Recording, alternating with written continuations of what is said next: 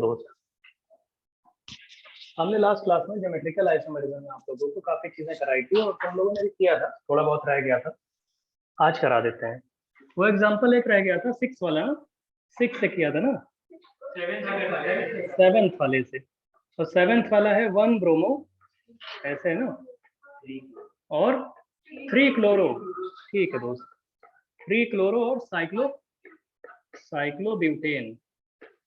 तो दोस्त हमने साइक्लोब्यूटेन बनाने के आपको तरीके बताए थे, 1 ब्रोमो 3 क्लोरो वाले। साइक्लोब्यूटेन ऐसे बनाया जाता है ना, ऐसे। ठीक है भैया, तो इसका सिस और ट्रांस आइसोमर बनाएंगे। ऑनलाइन वालों दिख रहा है, कोई डाउट नहीं हो, कुछ टेढ़ा मेढ़ा हो तो बताना। ठीक, तो ये लिखा हुआ है 1 ब्रोमो 3 क्लोरो वाला। तो इसका सिस आइसोमर बनेगा तो कैसे बनाओगे? ये H और H लगा दोगे दोस्त, और यहाँ पे ब्रोमीन और क्लोरीन लगा दोगे, ये हो जाएगा सिस आइसोमर। अब हमें प्लेन ऑफ सिमेट्री की इसमें बात करनी है, और इसमें भी ऐसे ही H और H करोगे और यहाँ पे Br और Cl कर दोगे। तो मेरे दोस्त एक बात बताओ, हम बस जानना चाहते हैं कि ये जो सिस और ट्रांस आइसोमर है, जो प्रीवियस क्लास में हमने आपको पढ़ाया था उसके बेसिस पे, क्या आप लोग बता सकते हो इसमें कोई प्लेन ऑफ सिमेट्री है क्या? No sir, no sir. बहुत बढ़िया दोस्त, जो लोग है बता रहे हैं, अच्छा बता रहे हैं, क्योंकि लास्ट क्लास में हमने 2 प्लेन ऑफ सिमेट्रीज बताई थी। बहुत सारा, मतलब अगर जो लोग जानते हो तो बढ़िया है कि प्लेन ऑफ सिमेट्री है, ये समझना चाहिए तुम सब लोगों को, जिन लोगों को थोड़ी मिसिंग है, जैसे कुछ लोग क्या है भूल चुके हैं हल्का सा। प्लेन ऑफ सिमेट्री ऐसा है, इधर देखो ऑनलाइन वालों आप लोग भी, ये हाइड्रोजन, ये वाला हाइड्रोजन एक्चुअली टुवर्ड्स ऑब्जर्वर है, ये वाला हाइड्रोजन भी टुवर्ड्स ऑब्जर्वर है, तुम्हारी तरफ है ये, और ये ब्रोमीन और क्लोरीन प्लेन के अंदर की तरफ है। तो तुम ऐसे एक प्लेन ले आओ, ऐसे, ये वाला प्लेन बताया था आप लोगों को, ऐसे एकदम हॉरिजॉन्टल ऐसे जाएगा, जो ये टुवर्ड्स ऑब्जर्वर हाइड्रोजन आ रहे हैं इनको लाई करवा लेगा अपने में, अंदर जाके ब्रोमीन और क्लोरीन को भी लाई कराने का। तो जब प्लेन किसी एलिमेंट को अपने में लाई करवा लेता है तो एलिमेंट पॉइंट मास के तरीके ट्रीट किया जाता है, पॉइंट हो जाता है वो। तो जब ऐसे तुम लेके जाओगे तो ये दोनों हाइड्रोजन जो टुवर्ड्स ऑब्जर्वर आ रहे हैं, ये उसी प्लेन में आ गए। पीछे जाएगा तो वो ब्रोमीन और क्लोरीन को भी उसी प्लेन में ले लेगा। पॉइंट होते हैं ना, एक एटम, एक पॉइंट, एक एलिमेंट एक पॉइंट माना जाता है। एलिमेंट का ऐसा थोड़ी इतना बड़ा सा गोल गोल होता है, एलिमेंट पॉइंट माने जाते हैं। तो ब्रोमीन और क्लोरीन या हाइड्रोजन, हाइड्रोजन एक पॉइंट है, तो ऐसे प्लेन ले जाओगे तो दोनों हाइड्रोजन को लाई कर गया और ब्रोमीन क्लोरीन को भी लाई कर लेगा। तो ऐसे प्लेन आएगा, उसके ऊपर ये ट्रायंगल दिखेगा, नीचे ट्रायंगल दिखेगा। समझ में आ रहा है? तो प्लेन ऑफ सिमेट्री एक्चुअली में ऐसी है यहाँ पे। ऑनलाइन वालों आप बताओ दोस्त, कोई प्रॉब्लम है इसमें प्लेन ऑफ सिमेट्री में, इसमें इस वाले केस में? No sir. तो लास्ट केस, हाँ लास्ट क्लास में दोस्त हमने 2 प्लेन ऑफ सिमेट्रीज दिखाई थी आपको। तो एक पीओएस उसमें ये भी होता था, आप पिछला वाला एग्जांपल देखो, 1 3 डाई ब्रोमो साइक्लोब्यूटेन, 2 पीओएस आया था, यहाँ एक पीओएस है। तो पिछले उसमें जो 2 पीओएस आया था उनमें एक पीओएस यही वाला था जो अभी दिखा रहा है। ठीक है भैया, समझ में आ रहा है? सिमिलरली इस वाले केस में भी भले ही एंटी है, ये ट्रांस है, लेकिन क्या ये वाला इन दोनों को लाई करता हुआ एक प्लेन आएगा ऐसे 3D में? ये प्लेन एक ऐसा प्लेन है जो मॉलिक्यूल के बीचों बीच से पास कर रहा है, और ये हाइड्रोजन और क्लोरीन को लाई करता हुआ प्लेन है, तो अपने के अंदर लाई कर लेगा वो। तो जब लाई कर लेगा तो वो तो एटम वैसे रह जाएगा ना, तो ये भी पीओएस है। तो इनके both cis and trans isomer दोनों में ही प्लेन ऑफ सिमेट्री आ रही है। विजुअलाइज कर पा रहे हो ये? अरे ये हाइड्रोजन इधर की तरफ, ये वाला हाइड्रोजन ये वाला टुवर्ड्स ऑब्जर्वर है इधर की तरफ, और ये दोनों ब्रोमीन क्लोरीन क्या है, अवे फ्रॉम ऑब्जर्वर। तो प्लेन ऐसे लेके आ रहा हूँ, तो वो क्या करेगा, दोनों हाइड्रोजन को लाई कर लेगा, पीछे जाएगा रूम के पीछे, ब्रोमीन क्लोरीन को भी उसी प्लेन में लाई कर लेगा। समझ रहा हो भैया? नहीं, लो कॉपी लो जरा, बंद करके दो। ऐसे है ये हॉरिजॉन्टल प्लेन, ये हॉरिजॉन्टल गया, इसने क्या किया, यहाँ पे हाइड्रोजन हाइड्रोजन को लाई कर लिया, और कॉपी के पीछे गया होगा, कहाँ चला गया होगा, क्लोरीन और ब्रोमीन को लाई कर लिया होगा। ऐसे लिखोगे तो इसके ऊपर क्या दिख रहा है, वो ट्रायंगल दिख रहा है ऊपर, नीचे क्या दिख रहा है, वही ट्रायंगल दिख रहा है। तो ये हाइड्रोजन और ब्रोमीन और क्लोरीन क्या है, इसी कॉपी के प्लेन में आ गए। ये प्लेन खुद प्लेन ऑफ सिमेट्री नहीं कहलाएगा, क्योंकि जिन एटम्स को इसने लाई कर लिया उनका तो एग्जिस्टेंस खत्म हो गया, बाकी बची हुई चीज क्या हुई, ये ट्रायंगल और ये ट्रायंगल। समझ में आ गया दोस्त? ऑनलाइन वालों तुम लोग भैया समझ गए? Yes, sir. Yes, भैया प्लेन ऑफ सिमेट्री समझ लो, ज्योमेट्रिकल आइसोमेरिज्म से आगे तभी समझ पाओगे, क्योंकि ऑप्टिकल में हम प्लेन ऑफ सिमेट्री बार बार यूज करेंगे। हम पढ़ा रहे हैं ज्योमेट्रिकल आइसोमर, लेकिन ऑप्टिकल वाली चीजें आपको हिंट करते जा रहे हैं। 8th वाला एग्जांपल हमने बताया था 1,2 डायब्रोमोसाइक्लोपेंटेन, याद है दोस्त? 1,2 डायब्रोमोसाइक्लोपेंटेन करके बताया था हमने, साइक्लोपेंटेन। तो साइक्लोपेंटेन का स्ट्रक्चर बनाना होगा तो ऐसे करोगे, ये हो गया साइक्लोपेंटेन। 1,2 पोजीशन पे करना है, यहाँ पे H लगा दो, यहाँ पे H लगा दो, ब्रोमीन और ब्रोमीन हो जाएगा। ठीक है भैया, सिस आइसोमर आएगा ये, सीसी तो आएगा ये, सिस वाला आएगा क्योंकि H और H सेम साइड है। तो H और H अगर सेम साइड है तो प्लेन ऑफ सिमेट्री आ रही है क्या इसमें? अरे बिल्कुल आ रही है। अरे ये वाली प्लेन ऑफ सिमेट्री कॉपी के प्लेन में ही दिख रही है ये। क्या ये POS है? मॉलिक्यूल के बीचों बीच एकदम 2 इक्वल हाफ्स में डिवाइड कर रहा है ये POS, कॉपी के प्लेन में। ये दोनों हाइड्रोजन है, एक हाइड्रोजन इधर की तरफ निकला है, ये वाला हाइड्रोजन भी इधर निकला है। तो आप जो एक प्लेन लेके आओगे ऐसे वर्टिकल प्लेन, उसके लेफ्ट साइड क्या दिखेगा? हाइड्रोजन और ब्रोमीन। आप इधर की तरफ आ जाओ, इधर भी क्या दिख रहा है? H और ब्रोमीन। तो इस प्लेन के अबाउट इधर भी HBr और इधर भी H और Br, तो ये वर्टिकल प्लेन। और इधर भी एक ये छोटा पोर्शन दिख रहा है, इधर भी छोटा पोर्शन। सिस आइसोमर में प्लेन ऑफ सिमेट्री है दोस्त। तो सिस आइसोमर में प्लेन ऑफ सिमेट्री है, ड्रॉ कर लीजिए इसको। इसका ट्रांस आइसोमर बना लो, उसमें भी होएगा कुछ क्या? तो इसका ट्रांस आइसोमर बनाओगे कैसे? ये H हो जाएगा, H यहाँ पे हो जाएगा, ब्रोमीन और ब्रोमीन। इसमें कुछ दिख रहा है क्या? अरे कुछ नहीं इसमें दोस्त, कुछ भी नहीं है, समझे? कोई प्लेन ऑफ सिमेट्री नहीं है। 9th वाला एग्जांपल क्या है? 1 ब्रोमो और 2 क्लोरो, हाँ 2 क्लोरो, और साथ में क्या है? साइक्लोपेंटेन ही है दोस्त। तो साइक्लोपेंटेन बनाओगे अगर, तो फिर वही चीज, इसका सिस आइसोमर बनाओ, साइक्लोपेंटेन ऐसे बनाया जाता है साइकिल। एक्चुअली इसके बाद कोई भी ज्योमेट्रिकल आइसोमरिज्म में पॉइंट ऐसा नहीं बचेगा कि आप कहीं मतलब हेजिटेट फील करो या आपसे क्वेश्चन सॉल्व ना हो, क्योंकि ओपन चेन होगा या साइक्लिक होगा। तो भैया 1 ब्रोमो का सिस आइसोमर अगर बनाएंगे और 2 क्लोरो का, तो सिस बनेगा ये। ट्रांस जो बनाओगे दोस्त, HH और BrCl, कहीं पे दिख रहा है इसमें प्लेन ऑफ सिमेट्री? नहीं दिख रहा है। तो सिस आइसोमर हो जाएगा और ये ट्रांस आइसोमर। ये क्वेश्चन हो गया। कोई डाउट है किसी को? है दोस्त? नहीं है ना? बहुत बढ़िया। चलो नेक्स्ट वाले पे चलते हैं। हमने 8 क्वेश्चन करा दिए, तुम लोग 9 क्वेश्चन तुम लोग करके नहीं आते हो, कुछ लोग करके आते हो, बताते हो प्लेन ऑफ सिमेट्री में ठीक कुछ बताते ही। ऑनलाइन में भी कुछ लोग करके बैठे रहते हैं, बताया करो भैया। ये हो गया, 9 हो गए। 10th वाला बताए?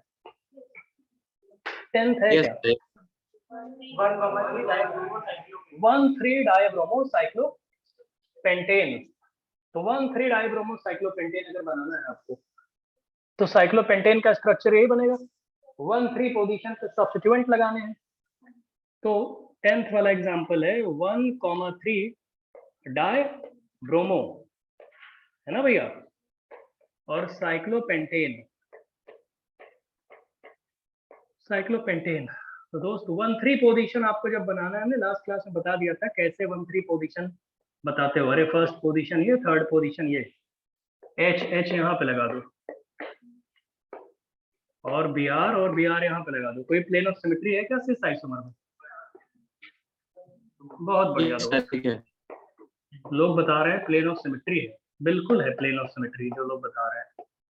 किसमें है बे? सिस वाले में, ट्रांस वाले में? ट्रांस आइसोमर में नहीं है, सिस आइसोमर में है भैया। सिस आइसोमर में बिल्कुल सही बता रहा हूँ। सिस वाले कैसी प्लेन ऑफ सिमेट्री है? वर्टिकल है सर, वाली ना? वर्टिकल। जो प्लेन के, हाँ कॉपी के प्लेन में वर्टिकल वाली है, बिल्कुल सही दोस्त। ये ऐसे आएगा प्लेन ऑफ सिमेट्री, मतलब एक ऐसा रियल या हाइपोथेटिकल प्लेन जिसके अबाउट मॉलिक्यूल दो इक्वल हाउस में डिवाइड किया जा सकता है। POS किसे बोलेंगे? 11th वाला सर कुछ नहीं 11th क्या है है? कर लोगे 11th वाला? हाँ अरे सर इजी 11th वाला, अरे यार अब फिर हमको वही बनवाओगे तुम लोग, कर लोगे ना 11th वाला? चलो 11th के लिए हम थोड़ा सा स्पेस छोड़ दें। 12th वाला क्या है? 1,2 डाइमिथाइल साइक्लोहेक्सेन, 1,2 डाइब्रोमो साइक्लोहेक्सेन। हाँ 1,2 डाइब्रोमो साइक्लोहेक्सेन बता रहे हैं लोग, साइक्लोहेक्सेन। तो इसका भी एक एग्जांपल करवा देते हैं, बीच बीच में एक छोड़ देंगे जो आप लोग कर लेना है। तो हमें से सब करवाओगे, तो होमवर्क है तब भी हम कर रहे हैं। हम ही साले होमवर्क देते हैं, हम ही होमवर्क करते हैं। और तुम बस मौज लेते हो यहीं बैठ के। Cis isomer, trans isomer,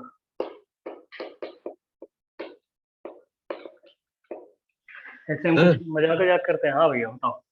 sir ये 10th वाला है, जैसे हम लोग ने करा है, जैसे थर्ड पोजीशन, तो हम लोग अगर नीचे से देखें तो उधर से थर्ड पोजीशन लगा दें, अगर नीचे इनका ये वाले कहना पार्ट से। है कि हम नीचे से करेंगे भाई, यहाँ और यहाँ लगाओगे ना तब भी आंसर सर तो वही आएगा। अरे ऐसे ही आएगा, सेम स्ट्रक्चर है। साइक्लो पेंटागन बनाए हो, पेंटागन में सारी पोजीशन आइडेंटिकल होती है। तुम किधर यस से भी सर, कर लो भैया। यस अब किधर से करने, हम तो ऐसी पोजीशन बताते हैं जो बहुत ज्यादा कन्वीनियंट हो, जिसमें लोगों को प्रॉब्लम ना हो, इसीलिए तो थ्योरी बनाई जाती है। यहाँ पे क्या भैया, H और H है, यहाँ पे क्या है, Br और Br है दोस्त। ट्रांस आइसोमर में H और H एंटी आ जाएंगे, Br और Br एंटी आ जाएंगे। है कोई POS? सर एक है सर ऊपर वाले में। बहुत बढ़िया दोस्त, ये ऊपर वाले में यही POS आएगा, इससे वर्टिकल एक ऊपर वाले बॉन्ड को कट करता हुआ ये POS आएगा जो दिख रहा है साफ साफ। इस इसको यहाँ पे ऐसे वर्टिकली कट कर दो तो इधर भी सेम उधर भी सेम, जैसे हम बोले थे हम लोगों को कट कर दिया जाए। 13 वाला क्या है? हाँ 13 है 13 वाला तुम्हारा, सर प्लेन है। कर लोगे? कर लोगे हाँ सर 13? 13 वाला कर लेंगे। हाँ बहुत बढ़िया, जब कह रहे हो तो छोड़ दे रहे हैं। न्यू नहीं, एक आध दो बता तो दे यार। 13 के बाद 14 करवा देते हैं, और एक और करवाएंगे, दो और करवाएंगे बस। हाँ ठीक है, तो 14 और 16 करा दीजिए। 14 करवा देंगे और 15 16 में से कोई करवा देंगे। चलिए 13 हो गया, उधर स्पेस हमने छोड़ दिया। तो जो लोग नहीं किए हुए हो, जो लोग चुपचाप बैठे रहते हो, हम एक बार पढ़ा रहे थे, कोई बोल रहा था सर आप कुछ मजाक कर दिए, हम घर पे खूब जोर जोर से हंस रहे थे। उनके पेरेंट आके देख रहे थे, क्या क्या हो गया, क्या हो गया? ऐसा कौन सा मजाक करते हैं कि तुम घर पे सारे लोटपोट हो जाते हो? तुम कुछ हम करते नहीं, डांटते वाटते हैं बस। 1,3 डायब्रोमो साइक्लोहेक्सेन, तो ये साइक्लोहेक्सेन है। 1,3 पोजीशन ऐसे बनाई जाती है सिस आइसोमर की। ये हो गया, एक यहाँ पे बना दो, एक यहाँ पे बना दो, है ना दोस्त? सिस आइसोमर इसमें बना देंगे अभी। और भैया ट्रांस आइसोमर बनाना हो तो ट्रांस आइसोमर कैसे बनाओगे? पोजीशन वही रखो, H और H की पोजीशन टेढ़ा कर देना, तो Br हो गया, और इसमें भी H और H एंटी करके Br और Br हो गया दोस्त। क्लियरली दिख रहा है? बताओ POS है कहीं पे? यस यस इस वाले में है। सिस वाले में है, नहीं है क्या तुम लोग? नहीं समझ रहे है ना? सिस वाले में है दोस्त, ये वाला प्लेन है, थोड़ा तिरछा स्लैंटेड प्लेन आएगा। तुमको क्या लग रहा है कि जो तुम सीधा सीधा ही दिखेगा क्या? हमेशा थोड़ा तिरछा था ऐसे। इस प्लेन को अगर आप ध्यान से देखोगे ऐसे, है ना? तो ये प्लेन में आपको दिख नहीं रहा है कि मॉलिक्यूल को एकदम बीचों बीच से कट करता हुआ निकल जा रहा है हल्का सा? ट्रांस वाले में नहीं है, ये POS है सिस वाले में। POS प्लेन ऑफ सिमेट्री है ना दोस्त, समझे? 14 कोई डाउट हो तो अभी भी पूछ लेना भैया। 15 में इसी का 1 ब्रोमो 2 फ्लोरो आएगा, कर लोगे उसको? उसमें कोई प्लेन ऑफ सिमेट्री आएगी 15 में? No sir. नहीं आएगी। अरे और कोई डाउट किसी को भैया? 15 में कुछ बता देना। होमवर्क दिए हुए हैं, हम ही करवा रहे हैं, हम बता रहे हैं। 15 में सिस एंड ट्रांस 15 वाला सर आता है सर, कर लेंगे 15। 15 आ जाएगा, लोग बता रहे हैं। 16 17 हम चलते हैं ना दोस्त। 16 देखिए, 14 हो गया, 15 आप बता रहे हो कर लोगे। 16 क्या है दोस्त? 1,4 डाई ब्रोमो, 1,4 डाई ब्रोमो, और फिर साइक्लोहेक्सेन। साइक्लोहेक्सेन। जरा लास्ट वाला भी लिख ले, 17 वाला भी। 1 ब्रोमो और 4 क्लोरो। अरे दोनों करा देते हैं क्या तुम लोग? इसका सिस वाला बना लो पहले, और इसका ट्रांस वाला बना लो। हो सकता है कुछ लोग करके बैठे हो, तो बैठे हो तो ठीक है। ये बाकी लोग जो हमसे होमवर्क करवा रहे हैं, ठीक है करवा लो। अच्छा नहीं है ये। 4 पीओएस कहाँ से बना दिया बे? सर 4 ही सर मेरे ख्याल से। 4 नहीं बनाएंगे तो कितना आइसोमर बना दोगे भैया? POS? सर एक सर वर्टिकली, एक हॉरिजॉन्टली, हाँ तो 2 हो गई। और कौन सा है? एक डायगोनली, और एक सब नहीं दोस्त, अरे कितना डायगोनल नंबर? एक ही डायगोनल है वो सर। इधर से एक, उधर से। अरे इधर उधर थोड़ा दिमाग चलाओ, रिपीट ना कर दो वही प्लेन 2-2 बार गिन रहे हो। हाँ सिस आइसोमर, ट्रांस आइसोमर और सिस आइसोमर, ट्रांस आइसोमर। चलो दोस्त, फर्स्ट वाले में ये H और H है, और ये Br और Br है ना दोस्त। और दूसरे वाले में ट्रांस वाला हो गया। बताओ फर्स्ट वाले में 3 सर 2 दो प्लेन ऑफ POS। सिमेट्री आएंगी। सर 2 2। POS। एक तो प्लेन ऑफ सिमेट्री ये वाली होगी दोस्त, ये वाला, यही आएगा। और दोस्त एक POS और कौन सा आएगा? बिल्कुल बिल्कुल बिल्कुल, ऐसे सोचो। हमारी बात जो लोग नहीं समझ पा रहे हो, ये हाइड्रोजन प्लेन के बाहर आ रहा है, ये हाइड्रोजन के प्लेन के बाहर आ रहा है, ये ब्रोमीन प्लेन के अंदर चला गया है, ये वाला भी प्लेन के अंदर। तो फिर वही हॉरिजॉन्टल प्लेन जो आपको बताया था, ऐसे ऐसे लेके आओ जो इन दोनों हाइड्रोजन को लाई कर ले। पीछे जाएगा, दोनों ब्रोमीन को भी लाई कर लेगा, तो उसके ऊपर क्या ये दिखेगा, नीचे ये दिखेगा। H और Br का जो बॉन्ड है, उस पूरे बॉन्ड को लाई करता हुआ एक प्लेन ले आओ। तो जब H और Br वाले बॉन्ड को लाई करता हुआ प्लेन है, तो HBr एटम को भी तो लाई कर लेगा। नहीं समझ रहे हो? जैसे अभी आपको हमने 1,3 डाइब्रोमो साइक्लो ब्यूटेन में बताया था ना, वही वाला प्लेन तो है ऐसे। उसको 3D में थोड़ा बनाने में मुश्किल है, लेकिन आप लोग विजुलाइज कर पा रहे हो ये POS। तो 2-2 POS आएंगे इसमें।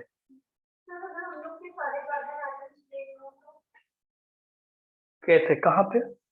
नहीं होंगे, सारे बन नहीं सकते क्योंकि कार्बन टेट्राहेड्रन है। टेट्राहेड्रन है तो सारे लाइव नहीं कर सकते। टेट्राहेड्रन के सिर्फ 2 बॉन्ड होते हैं जो प्लेन में होते हैं, एक वेज होता है, एक डैश होता है ना। सारे के सारे प्लेन में लाई नहीं कर सकते। 2 डायमेंशनल स्ट्रक्चर होता नहीं ना। हाइब्रिडाइजेशन क्या है सारे कार्बन का? sp3। ऊपर नीचे कैसे?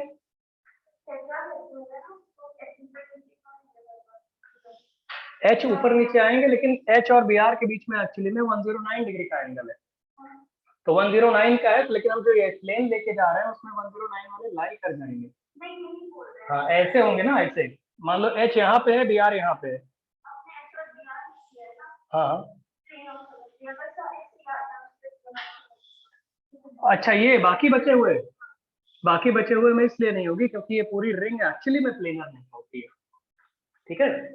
और बाकी बचे हुए सी एटम्स को अगर तुम प्लेन में करने की बात करोगे, ये एक प्लेन में ले लिया, तो मान लेते हैं बोर्ड के प्लेन में साइक्लोहेक्सेन की रिंग है, तो ये H इधर निकला है, H इधर निकला है, तो कॉपी के प्लेन में दोनों H इधर की तरफ निकले हैं, दोनों Br पीछे की तरफ निकले हैं। बोर्ड का प्लेन में कहाँ से हो गई सिमेट्री भैया? बोर्ड के प्लेन में दोनों H इधर है, तो तुम बोर्ड के प्लेन में देखोगे इधर हाइड्रोजन है और उस तरफ क्या है? ब्रोमीन। प्लेन ऑफ सिमेट्री थोड़ी है। ट्रांस वाले में एक ही होगी। एक आएगा सर, एक आएगा। एक आएगा दोस्त, बहुत बढ़िया। तो ये वाला होएगा एक जो आएगा, ठीक है दोस्त, ये पीओएस आएगी, एक पीओएस। 17 में कौन से आएंगे? सर एक एक 1 आएगा, बहुत बढ़िया। देखो लोग एक्चुअली इसको बना नहीं पाते हैं, 16 17 गलत करते हैं। हम बता रहे हैं दोस्त, हम हर साल पढ़ा रहे हैं ना, हमें पता है कहाँ लोग गलत करते हैं। तुम लोग गलत तो नहीं कर रहे हो, समझ में आ रहा है आप लोगों को? गलत ना करना भैया। प्लेन ऑफ सिमेट्री जो है वो इनमें भी होगी, ये वाली।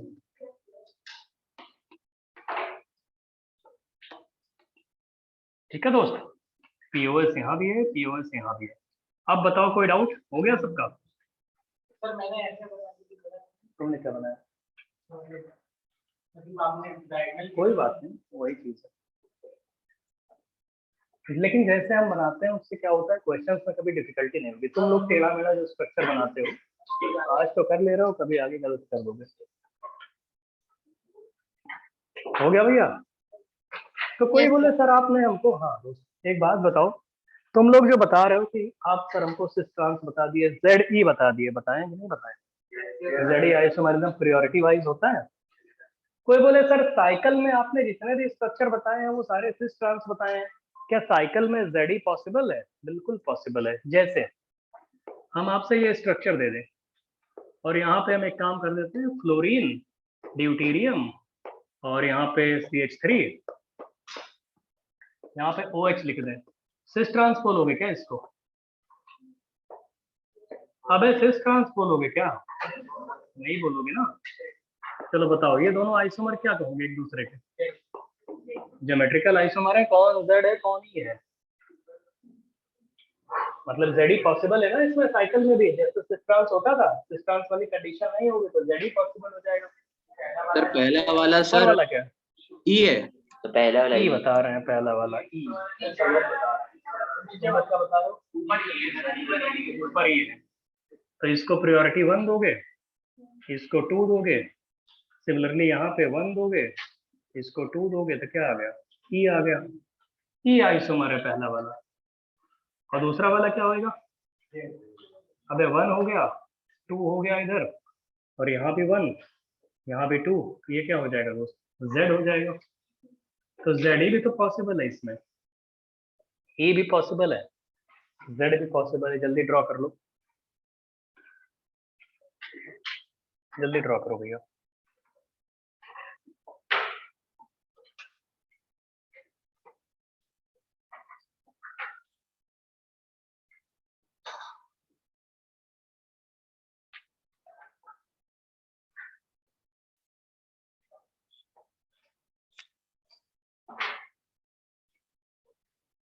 बताया जाए तो उसका भी लिखो, geometrical isomerism around azo compounds, AZO, azo, geometrical isomerism around azo compounds.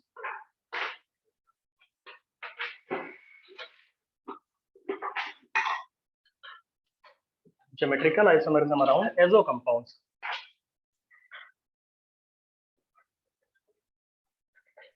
Yes इसको कॉपी कर लो, फिर लिखो geometrical isomerism around azo compounds. Azo, azo समझते हो? ये अरे AZO बे, एजो, एजो कंपाउंड्स। कोई बोले सर एजो क्या होता है, एजो लिंकेज क्या होती है? एक्चुअली में N double bond N linkage जो होती है, अच्छा नाइट्रोजन 3 वैलेंसी शो करता है ना, 3 वैलेंसी होती है नाइट्रोजन की, नहीं 3 बॉन्ड बनाता है। N डबल बॉन्ड N में जो एक, मान लो यहाँ पे R लगा दिया, यहाँ पे लगा दिया R डैश, तो भैया एक एक लोन पेयर भी तो होते हैं, अमोनिया में जैसे होता है। इसे बोलते हैं एजो कंपाउंड, मतलब इसको इन्वर्टेड कॉमा के अंदर कर दे रहे हैं ऐसे, इन्वर्टेड कॉमा, तो इसे बोलते हैं एजो कंपाउंड। इस लिंकेज को बोलते हैं azo linkage. N double bond N linkage को बोला जाता है azo linkage, azo linkage, azo linkage. N double bond N linkage को बोलते हैं एजो लिंकेज, एजो। ठीक है दोस्त, अब देखिए, लिखिए syn and anti isomerism is observed, sin and anti, SYN, sin and anti isomerism, Syn and anti-isomerism, SYN, syn and anti-isomerism is observed around azo compounds. Syn and anti-isomerism is observed around azo compounds, yeah, around azo linkage. Syn and anti-isomerism is observed around azo compounds. Yes. है ना? NCERT में ये नहीं दिया है, लेकिन एक बार IIT में आया था क्वेश्चन, उसके बाद से लोगों ने फिर अपना शुरू कर दिया बहुत पहले। जेई का क्वेश्चन ये था, वहीं से बता देते हैं सीधे। आईआईटी वालों ने ये बोला था कि ड्रॉ ज्योमेट्रिकल आइसोमर्स ऑफ, लिखिए वहीं से शुरू करते हैं ना आईआईटी वालों से। Draw geometrical isomers of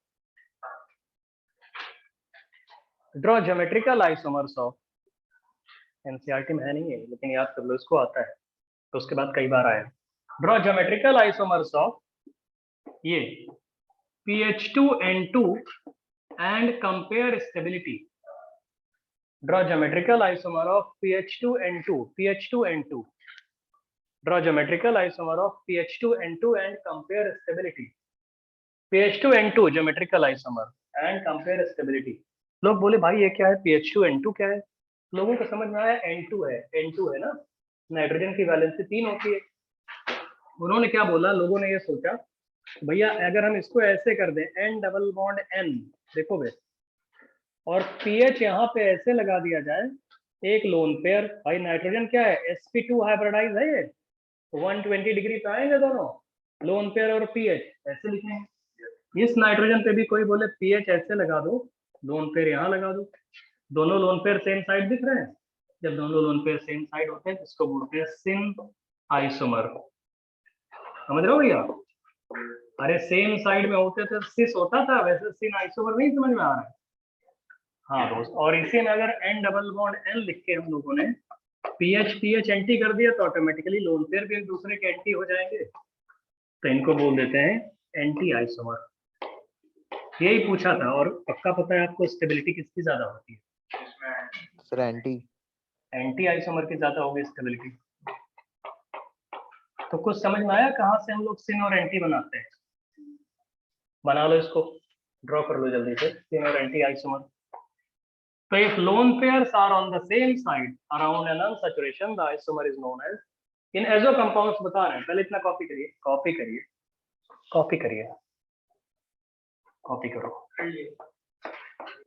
copy कर लो।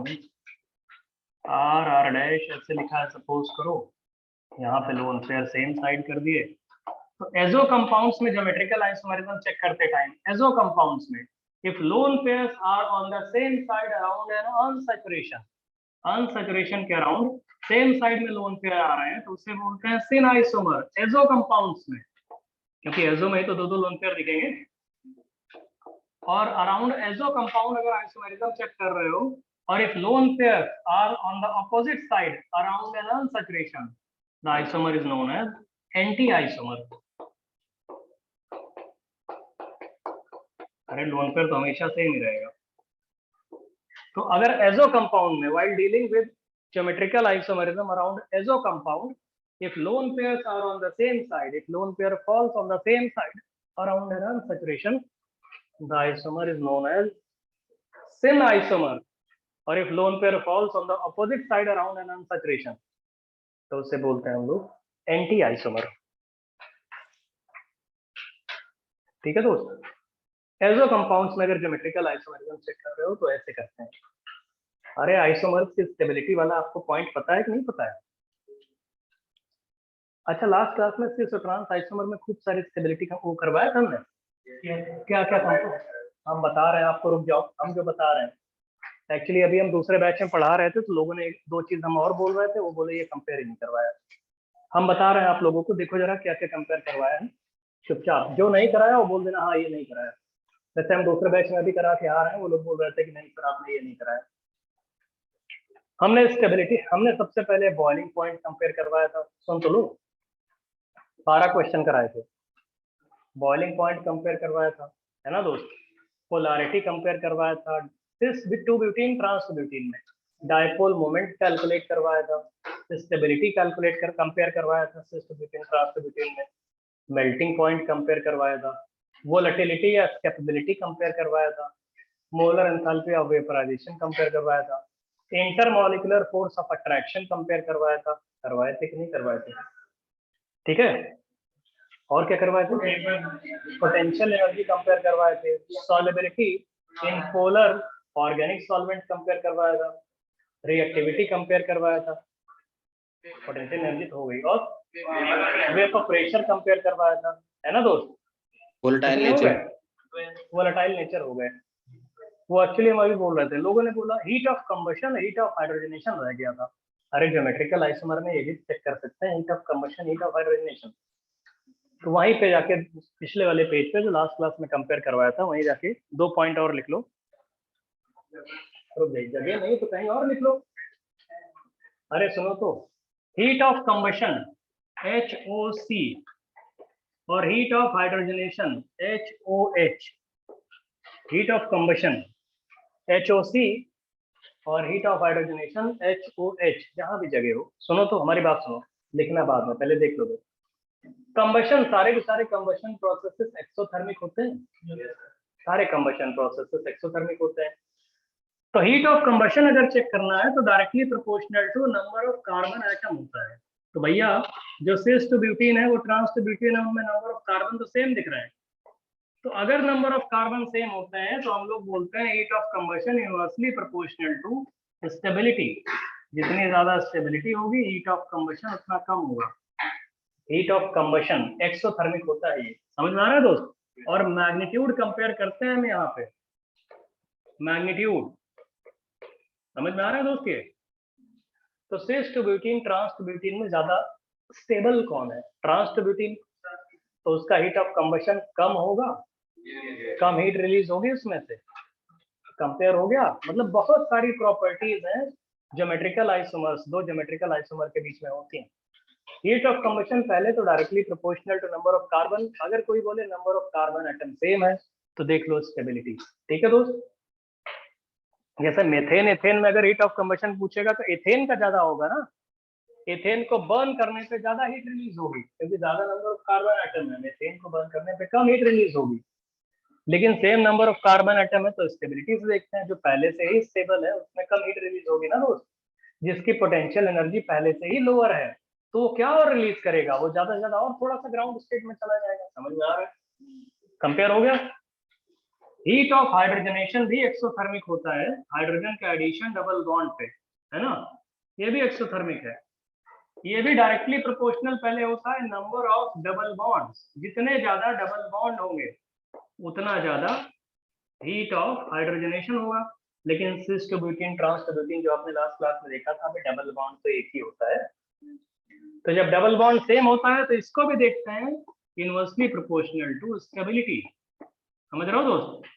किसी भी मॉलिक्यूल में अगर number of double bond same है तो क्या करोगे? जो ज्यादा स्टेबल होगा उसका हीट ऑफ हाइड्रोजनेशन उतना कम होगा। जाके वो cis two butene trans two butene में लिख दो। डबल बॉन्ड को तोड़ के हाइड्रोजन का एडिशन, ये बोल रहे हैं हाइड्रोजनेशन होता क्या है। तो जैसे ये आपने क्या लिखा, एल्कीन जानते हो, ये CH2 डबल बॉन्ड CH2, बताओ दोस्त, नहीं जानते हो? तो भैया इस पे CH2 डबल बॉन्ड CH2, कोई बोले इस पे हम हाइड्रोजन का एडिशन कर रहे हैं तो हाइड्रोजन का H2 निकल, जानते हो, निकल कैटलिस्ट की प्रेजेंस में तो क्या बन जाता है? H लग जाता है ना इसमें, क्या बन जाता है? CH3 और CH3, ये बनता है। तो कैसे होता है ये? एक्चुअली में जो हाइड्रोजन है वो आता है इस डबल बॉन्ड को तोड़ देता है। अरे ये CH2 डबल बॉन्ड CH2 लिखा है आपने, इस डबल बॉन्ड को तोड़ देगा, ऐसे आएगा जिग जिग जिग जिग करके, ऐसे ही इसको तोड़ देगा। यहाँ क्या बना देगा? एक H दे देगा इसको और दूसरे साइड भी क्या दे देगा? H दे देगा। नहीं दोस्त? तो तुमने क्या किया, पाई बॉन्ड तोड़ के सिग्मा बॉन्ड H बना रहे हो। तो पाई बॉन्ड क्या होता है? Weak bond. वीक बॉन्ड तोड़ के आप सिग्मा बॉन्ड बना रहे हो ना। अरे CH2 H नहीं लग जा रहा है और CH2 और यहाँ पे क्या लग जा रहा है? H। तो पाई बॉन्ड तोड़ के सिग्मा बॉन्ड बना दिया, सिग्मा बॉन्ड स्ट्रॉन्गर होता है। तो वीकर बॉन्ड तोड़ के स्ट्रॉन्गर बॉन्ड बना रहे हो, हीट रिलीज होगी ना, इसीलिए हाइड्रोजनेशन भी एक्सोथर्मिक होता है। समझ में आ गया दोस्त? कंबशन तो एक्सोथर्मिक दुनिया जानती है, हाइड्रोजनेशन एक्सोथर्मिक क्यों है? क्योंकि वीकर बॉन्ड को तोड़ दिया, स्ट्रॉन्गर बॉन्ड को बना दिया। वीक बॉन्ड को तोड़ने में मान लो 50 किलो जूल हीट लगी, तो स्ट्रॉन्ग बॉन्ड के बनने में 50 से ज्यादा रिलीज होगी ना, तो ओवरऑल क्या हुआ, हीट रिलीज नहीं होगी। समझ गए दोस्त? अब और कितनी प्रॉपर्टी चाहोगे भैया डिफरेंसेस मतलब सिस आइसोमर ट्रांस आइसोमर में? समझ में आ रहा है दोस्त? ये क्लियर हो गया? नहीं बताओगे? अच्छा, इसी से रिलेटेड एक और चीज आपको बता दें। वैसे ही लास्ट क्लास में हमने आपको मैलेइक एसिड और फ्यूमेरिक एसिड के बारे में बताया था, है ना? लिखिए, चलिए लिखो लिखो लिखो लिखो। ये कॉपी कर लिए, हीट ऑफ हाइड्रोजनेशन कंबशन। फिर लिखो लिखिए ड्रॉ ज्योमेट्रिकल आइसोमर्स ऑफ, नया पॉइंट अभी से फिर से शुरू करो, मतलब नया है जो आपको मैलेइक फ्यूमेरिक बताए थे, पॉइंट रह गया था, ये दूसरे बैच में करा रहे थे, लोगों ने पूछा था। Draw geometrical isomer of, draw geometrical isomer of, ये draw geometrical isomers of C2H2COOH whole twice, draw geometrical isomers of C2H2COOH whole twice and compare acidic strength. Draw geometrical isomers of C2H2COOH whole twice and compare acidic strength. Draw geometrical isomers of C2H2COH whole twice and compare acidic strength. समझ रहे हो दोस्त? Clear है? क्या होता है ये? Maleic और फ्यूमेरिक तो होते हैं दोस्त। भाई क्या बनाते हो? एक बनाते हो H और क्या बनता है इसमें? COOH, नहीं भैया? और ये क्या होता है? COH। कौन सा एसिड होता है? मैलेइक एसिड होता है ये दोस्त। बहुत बढ़िया। और फ्यूमेरिक भी तो होता है ये। ऐसे अगर एंटी कर दो H और H, तो ट्रांस आइसोमर जो होता है COH एंटी कर दीजिए आप, तो इसको क्या बोलोगे? फ्यूमेरिक एसिड आता है ये। Same molecular formula, same molecular mass है, लेकिन सिस और ट्रांस की वजह से ऐसा है। ज्यादा एसिडिक कौन है? अच्छा, ये 2H+ रिलीज कर सकता है? 2H+? नहीं समझ रहा हूँ। पहले तो ये बताओ ज्यादा एसिडिक कौन है? ज्यादा एसिडिक का मतलब है H+ निकलने के बाद नेगेटिव चार्ज जितना ज्यादा स्टेबल होगा उतनी ज्यादा एसिडिक स्ट्रेंथ होती है। Sir fumaric. अच्छा, लोगों ने कुछ बताया। ज्यादा एसिडिक का मतलब होता है H+ निकलने के बाद नेगेटिव चार्ज जितना ज्यादा स्टेबल होगा। तो एक काम करो, इसमें से एक H+ निकालो, चुपचाप देखो, पहले ज्यादा दिमाग ना लगाओ। एक H+ निकाल लो, इसमें से भी एक H+ निकालो। रुक जाओगे। जब मैलेइक वाले में से एक H+ निकालोगे तो देखो तो क्या बनेगा? C डबल बॉन्ड C, यहाँ पे H और यहाँ पे H। इस जगह पे क्या आ जाएगा? कोई बोले सर C O पे आएगा माइनस चार्ज, आएगा ना, और डबल बॉन्ड O, और दूसरी तरफ क्या आएगा? C डबल बॉन्ड O और यहाँ पे OH आएगा दोस्त। बहुत बढ़िया चीज ये है कि पहले वाले में से जैसे ही O पे माइनस हटाओगे ना, एक ही तरफ है COH, ये हाइड्रोजन बॉन्डिंग कर लेगा। तो इसका मतलब है H+ हटने के बाद ये नेगेटिव चार्ज चिलेशन में जा रहा है। इसी को तो इंट्रामोलिकुलर हाइड्रोजन बॉन्ड बोलते हैं, या इसी को बोलते हैं चिलेशन। सुने हो चिलेशन? चिलेशन नाम सुने हो? पढ़ा है केमिकल बॉन्डिंग में, इंट्रामोलिकुलर हाइड्रोजन बॉन्डिंग। कोई बोले सर ये O- जो बनाया है आपने, ये तो C डबल बॉन्ड O के साथ रेजोनेंस भी कर रहा है। बिल्कुल कर रहा है, हमने कब मना किया? लेकिन चिलेशन भी तो कर रहा है, करेगा कि नहीं? तो चिलेशन में भी इन्वॉल्व है negative charge intramolecular hydrogen bonding में, और रेजोनेंस में भी इन्वॉल्व है। रुको तो, कोई बोले ट्रांस में क्या होगा? ट्रांस में चिलेशन पॉसिबल है क्या? पॉसिबल है? पॉसिबल ही नहीं है। लो O- हो गया, डबल बॉन्ड O। क्यों नहीं पॉसिबल है? अबे क्योंकि उसका वाला OH तो बहुत दूर चला गया है दूसरी तरफ, और रोटेशन पॉसिबल है नहीं, तो इसमें चिलेशन थोड़ी पॉसिबल है। तो इसमें अच्छा नेगेटिव चार्ज कहाँ करे रेजोनेंस करेगा?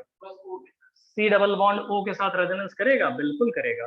तो रेजोनेंस की वजह से स्टेबिलिटी दोनों में सेम है, लेकिन फर्स्ट वाले में due to chelation, due to intramolecular hydrogen bonding, extra stability आ गई नेगेटिव चार्ज की। नेगेटिव चार्ज ज्यादा कंफर्टेबल फील करने लगा, इसलिए एसिडिक स्ट्रेंथ पहले वाले की ज्यादा होगी।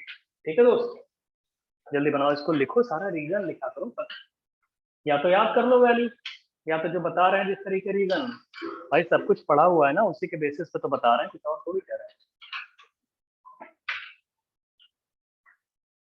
जल्दी करो दोस्त।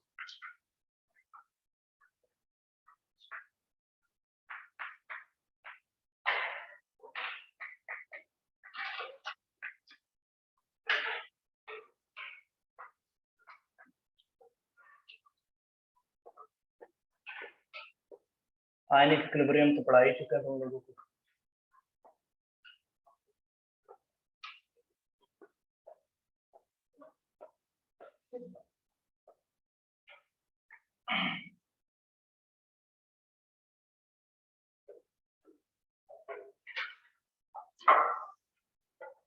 जल्दी कॉपी करो, राइट वाला कॉपी कर लिए, लिख लिए, due to intramolecular hydrogen bonding और due to chelation maleic acid is said to be more acidic as compare to fumaric acid.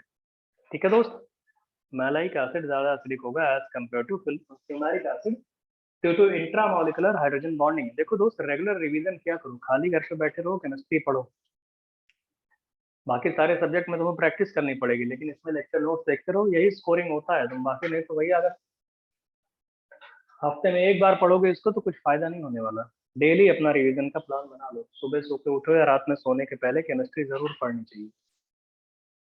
ये हो गया दोस्त एसिडिक स्ट्रेंथ। क्योंकि तुम कितना भी सब्जेक्ट मैथ और फिजिक्स जानते हो, फाइनली सिलेक्शन इसी से होता है। अब लोगों को क्या है, पढ़ाते टाइम समझ में तो आ जाता है, फिर आगे चल के स्कोर नहीं कर पाते। रीजन ये होता है क्योंकि उन्होंने फिर रिवीजन कभी किया है, तो कैसे स्कोर हो पाएगा। फिर बोलेंगे केमिस्ट्री जो है वो धोखा दे दिया इसने। धोखा ऐसे थोड़ी होता है, ये समझ रहे हो भैया। मैलाइक और फ्यूमेरिक एसिड, अब हम पूछे मैलाइक और फ्यूमेरिक एसिड में दो दो H+ रिलीज करने की टेंडेंसी होती है। हमको ये बताओ, पहला H+ कौन इजीली निकाल लेगा, दूसरा H+ कौन इजीली निकालेगा। पहला तो साफ साफ समझ में आ रहा है, मैलाइक ने निकाल दिया, क्योंकि उसको निकलने के बाद यहाँ पे नेगेटिव चार्ज रेजोनेंस स्टेबलाइज तो हो रहा है C डबल बॉन्ड O के साथ, साथ साथ चिलेशन हो गया। तो इसका मतलब फर्स्ट डिसोसिएशन कांस्टेंट मैलाइक का ज्यादा होगा, क्योंकि वो इजीली निकाल दे रहा है। डिसोसिएशन कांस्टेंट क्या बोलते हैं, दो दो डिसोसिएशन कांस्टेंट है। कोई भी एसिड जितने H+ रिलीज कर सकता है उतने डिसोसिएशन कांस्टेंट होते हैं। तो मैलाइक में पहला डिसोसिएशन कांस्टेंट किसका ज्यादा होगा, ओ सॉरी मैलाइक का ज्यादा होगा, बहुत इजीली निकल जाएगा, क्योंकि निकलने के बाद नेगेटिव चार्ज एक्स्ट्रा स्टेबल हो रहा है। दूसरा वाला बताओगे, फ्यूमेरिक का ज्यादा होगा। देख लो फ्यूमेरिक का ज्यादा क्यों होगा दोस्त, क्योंकि अब तो सुनो तो, ये वाला H इसमें इन्वॉल्व हो गया है चिलेशन में, और जो चिलेशन में इन्वॉल्व हो गया, किसी दूसरे से एंगेज हो गया हाइड्रोजन बॉन्डिंग के थ्रू, वो निकलेगा ही नहीं। ये वाला H निकलेगा थोड़ी, बोलेगा ठीक है एक H+ हमने निकाल दिया, अब हम बन गए हाइड्रोजन बॉन्ड इसके साथ, अब हम नहीं निकलेंगे। दूसरा H+ इजीली किस में निकलेगा, फ्यूमेरिक में। तो सेकंड डिसोसिएशन कांस्टेंट की वैल्यू फ्यूमेरिक से ज्यादा होगी दोस्त। कॉपी कर लो जल्दी से, जल्दी कॉपी कर लो, या राइट वाला था,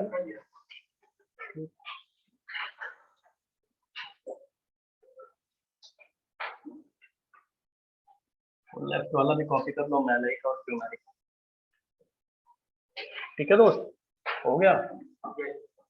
अब देखिए और देखिए, और देखिए क्या होता है दोस्त, कुछ इसमें और भी चीजें होती हैं। जैसे अब इससे लगे हाथ हम तुमको और भी एसिड बता दें, कुछ डाई कार्बोक्सिलिक एसिड है, वो एक्चुअली क्लास 12th में कार्बोक्सिलिक एसिड एक चैप्टर है, वहां पढ़ाया जाता है। लेकिन क्या है, उस चैप्टर के आने के पहले 3-4 बार वो एसिड मिल चुके होंगे, तुम्हें पढ़ाना तो पड़ेगा ही, है ना। है वो क्लास 12th की चीज, लेकिन अभी देख लो, क्योंकि वो कई बार हम यूज करेंगे। एल्केन एल्कीन अल्काइन में भी मिलेगा ये डाई कार्बोक्सिलिक एसिड्स। रुक जाइए, अभी लिखिए नहीं। डाई कार्बोक्सिलिक एसिड्स तो अभी मैलाइक और फ्यूमेरिक भी होते थे, लेकिन डाई कार्बोक्सिलिक एसिड बिना सिट्रेशन वाले, मतलब नॉर्मली ऐसे लिखे जाते हैं जनरली। कॉमन फॉर्मूला इनका होता है CH2 होल N, और यहीं से लिखे जाते हैं 2 COH। अरे डाई मतलब 2 और कार्बोक्सिलिक एसिड मतलब COH, यही तो होता है।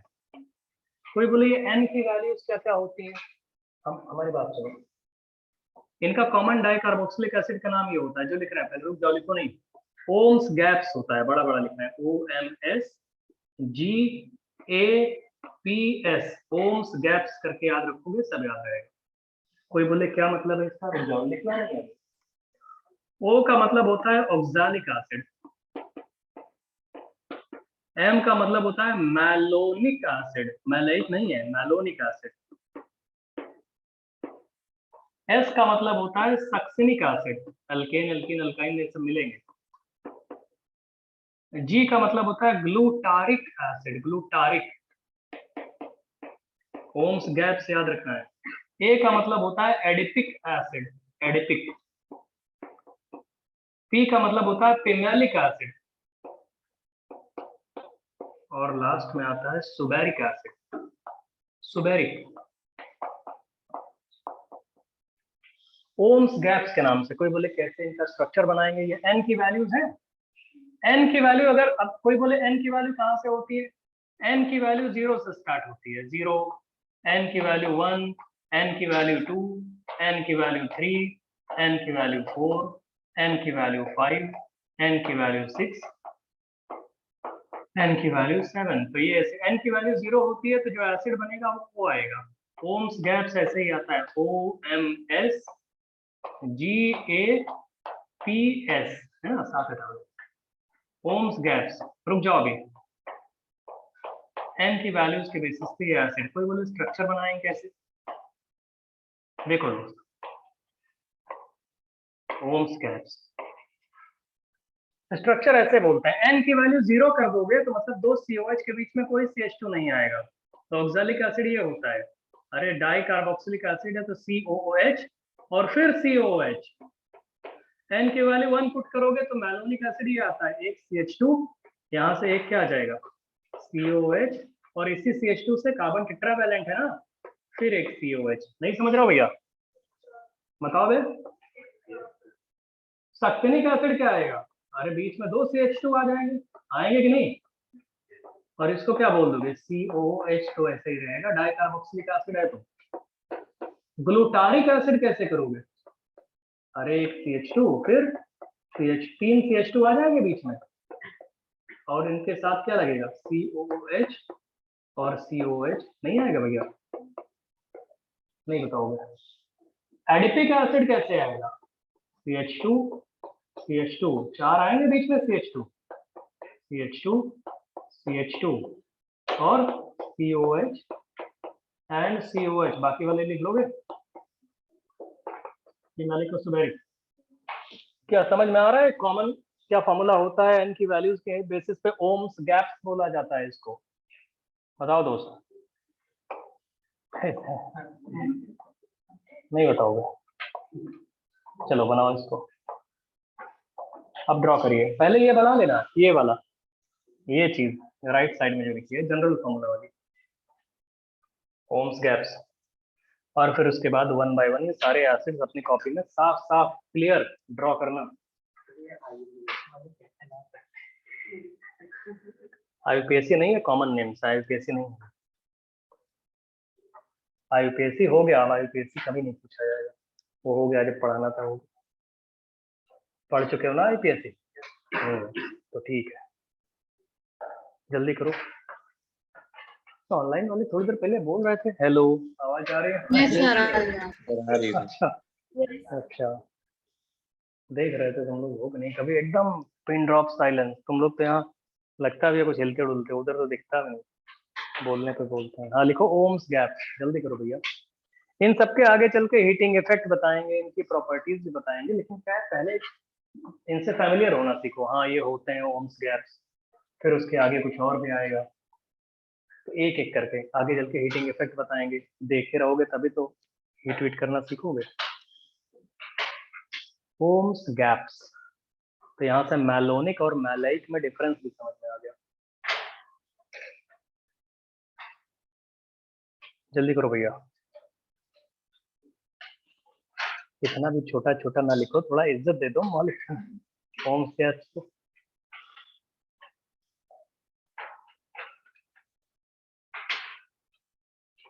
n की वैल्यूज के बेसिस पे ओम्स गैप्स बोलते हैं। CH2 बीच में फिट कर लेना। सर फ्यूमेरिक एसिड क्या कह रहे हो? फ्यूमेरिक? इसमें फ्यूमेरिक नहीं है भैया, इसमें फ्यूमेरिक कहाँ आ गया?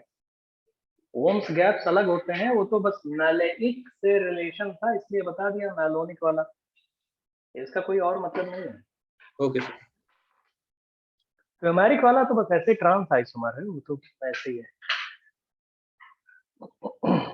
जल्दी बनाओ दोस्त इसको, फिर आगे हम बताते हैं ज्योमेट्रिकल आइसोमरिज्म इन ऑक्साइम्स। ऑक्सिम्स जल्दी करो। ऑक्सिम्स, हाँ ठीक है, जल्दी करिए।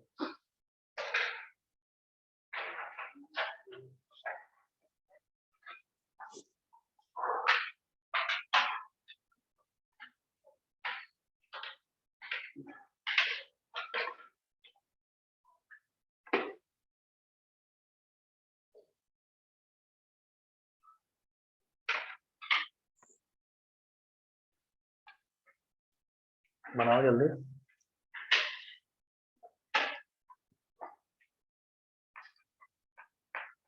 सर बना लिया। अच्छा ठीक है, तो ये लिखो ज्योमेट्रिकल आइसोमरिज्म इन ऑक्सिम्स, OXIMES, ऑक्सिम्स या ऑक्साइम्स। नेक्स्ट हेडिंग है ये, अरे एजो कंपाउंड फिनिश, ये भी फिनिश। देखो ज्योमेट्रिकल आइसोमरिज्म इन, ज्योमेट्रिकल आइसोमरिज्म अराउंड ऑक्सिम्स, तो लेफ्ट साइड में लिखा है OXIMES, ऑक्साइम्स या ऑक्सिम्स। कौन से चैप्टर का आपको बताया? ये कौन से चैप्टर का पार्ट है? अरे तुमको क्या मतलब किस चैप्टर का पार्ट है यार? फिर ऐसी कौन से तुमको प्यारे दोस्त की चैप्टर से करना, तुम पढ़ो कार्बोक्सिलिक एसिड में उसको पढ़ाएंगे। ऑक्सिम्स समझ में आ रहा है दोस्त? बहुत बढ़िया।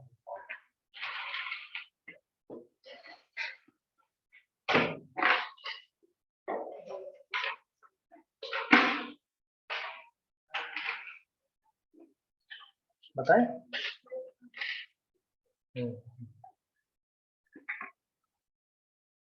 चलो देखो दोस्त,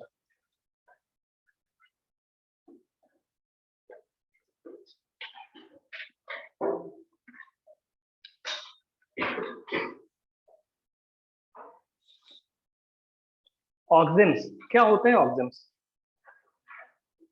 कोई बात नहीं, नहीं जानते हो, हम बता रहे हैं। मतलब हम लोग पूछ के गलती कर देते हैं।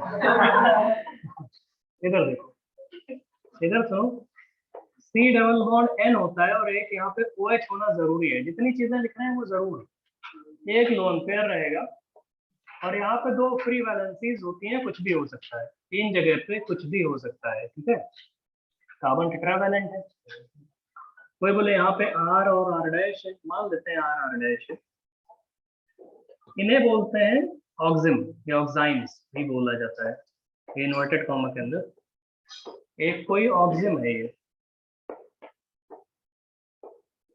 C double bond N linkage आ गई है यहाँ पे भी, नाइट्रोजन का लोन पेयर है और डबल बॉन्ड है, तो डबल बॉन्ड के अराउंड पता है अनसेपरेशन है ना, वो रोटेशन पॉसिबल तो है नहीं। बराबर ऑक्सिम्स।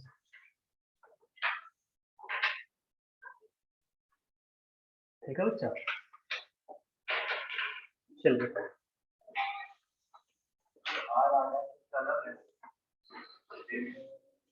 सेम नहीं करना उसको, अलग ही रहेंगे वो, R R डैश अलग होनी चाहिए, ये R R डैश। अब इसमें देखो थोड़ी देर पहले क्या होता था जब उसमें पढ़ाए थे आप, क्या नाम था अभी थोड़ी देर पहले क्या पढ़ाए थे? Azo compound. तो एजो कंपाउंड में तुमने क्या देखा था कि दो लोन पेयर होते थे, जब दोनों लोन पेयर सेम साइड आ गए तो सिन, दोनों लोन पेयर अपोजिट साइड आ गए तो एंटी। यहाँ तो दो सिमिलर है ही नहीं कुछ, तो यहाँ प्रायोरिटी चेक करनी पड़ेगी भाई। जब दो चीजें सेम होती हैं तो बड़े आराम से हम बोल देते हैं अगर सेम साइड है तो सिन हो गया या सिस हो गया, है ना।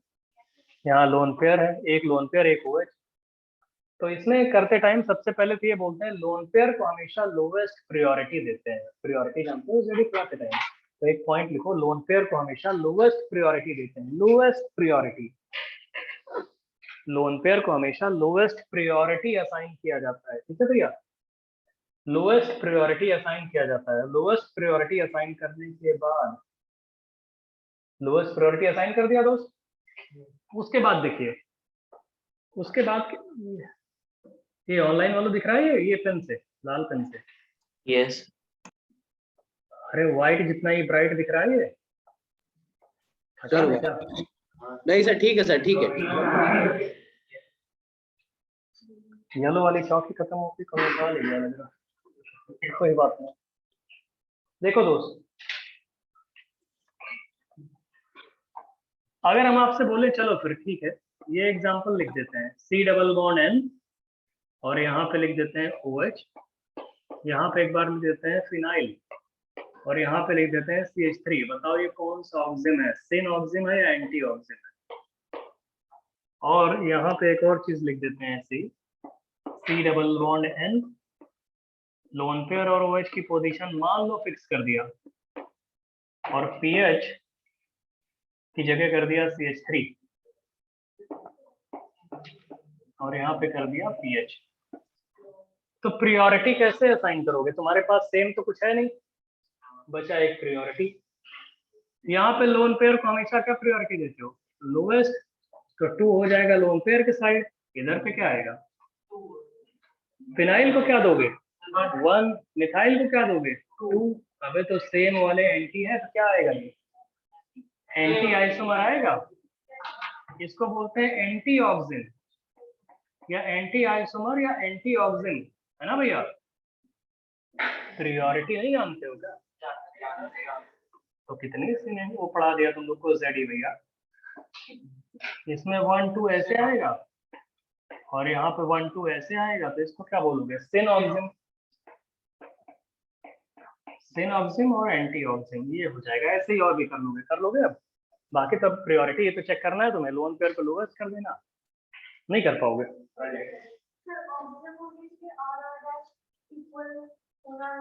अगर तुमने आर आर डैश सेम कर दिया तो ज्योमेट्रिकल आइसोमरिज्म नहीं शो करेगा, है ना? ऑक्सिन के लिए कंडीशन नहीं है, ये ज्योमेट्रिकल के लिए कंडीशन है। ऑक्सिन के लिए तो यहाँ कुछ भी हो सकता है, सेम भी हो सकते हैं, लेकिन ऑक्सिन समझ रहे हो? अगर लेकिन ऑक्सिन को अगर ज्योमेट्रिकल शो करना है तो ये डिफरेंट होने चाहिए। अरे A B D E वाली जो कंडीशन शुरू में थी वो सेम, वो हमेशा रहेगी। वो A not equal to B, D not equal to E। Oxime के केस में तो आर आर डैश दोनों इक्वल भी हो सकते हैं, उसे ऑक्सिन ही कहेंगे। लेकिन अगर ऑक्सिन को ज्योमेट्रिकल आइसोमरिज्म शो करना है तो ये दोनों मस्ट बी डिफरेंट। अरे A not equal to B याद नहीं आ रहा है? वही वाली चीज रहेगी। ठीक है दोस्त, ज्योमेट्रिकल आइसोमरिज्म हो गया फिनिश। ऑप्टिकल आइसोमरिज्म शुरू करना है, लेकिन शुरू नहीं करेंगे क्योंकि तो उसके पहले जैसे हमने तुम्हें आइसोमरिज्म शुरू करने के पहले 2 क्लास कुछ बहुत पढ़ाया होगा ना, मतलब बहुत सारी स्केलेटन और ये सारी चीजें बताई थी। फिर आइसोमरिज्म शुरू किया, तुम्हें स्मूथ लगा होगा उसके बाद पेयर ऑफ मेटामर्स बनाने में, है ना? पेयर ऑफ फंक्शनल आइसोमर्स बनाने में स्मूथ नहीं लगा था? काउंट करते थे तुम लोग, पता नहीं 4C2 6C2 बोलते थे, है ना? तो वैसे ऑप्टिकल आइसोमरिज्म पूरे केमिस्ट्री में, ऑर्गेनिक केमिस्ट्री में क्लास 11th का मोस्ट डिफिकल्ट पोर्शन होता है ऑप्टिकल।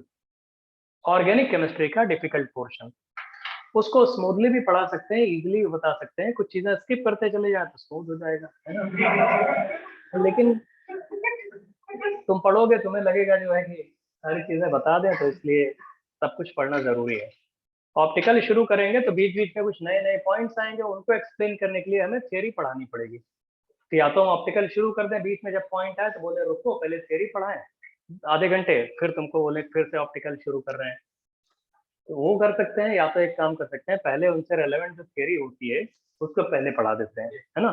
थोड़ी टूटी टूटी सी लगेगी, कहाँ यूज हो रहा है, ये कोई लिंक नहीं मिल रहा है, लेकिन ऑप्टिकल पढ़ोगे तो लगेगा अच्छा हुआ पढ़ लिया, नहीं तो सर दर्द होता। समझ रहे हो? देख घर में खाना बनाने जाते हो, पहले सब्जी वब्जी कट करते हो कि नहीं करते हो? वही कर रहे हैं पहले से ही। अरे वो सॉल्ट वॉल्ट लेके रख रहे हैं। गए हो कभी किचन किचन में? अरे झांकने तो गए ही हो गए, खाना नहीं बनाते हो तो। है दोस्त? हाँ तो वही कह रहे हैं, पहले ऑप्टिकल आइसोमरिज्म को शुरू करने के पहले कुछ पॉइंट्स बता देते हैं। लिखिए, ऑप्टिकल आइसोमरिज्म को शुरू करने के पहले के पॉइंट्स ये हैं,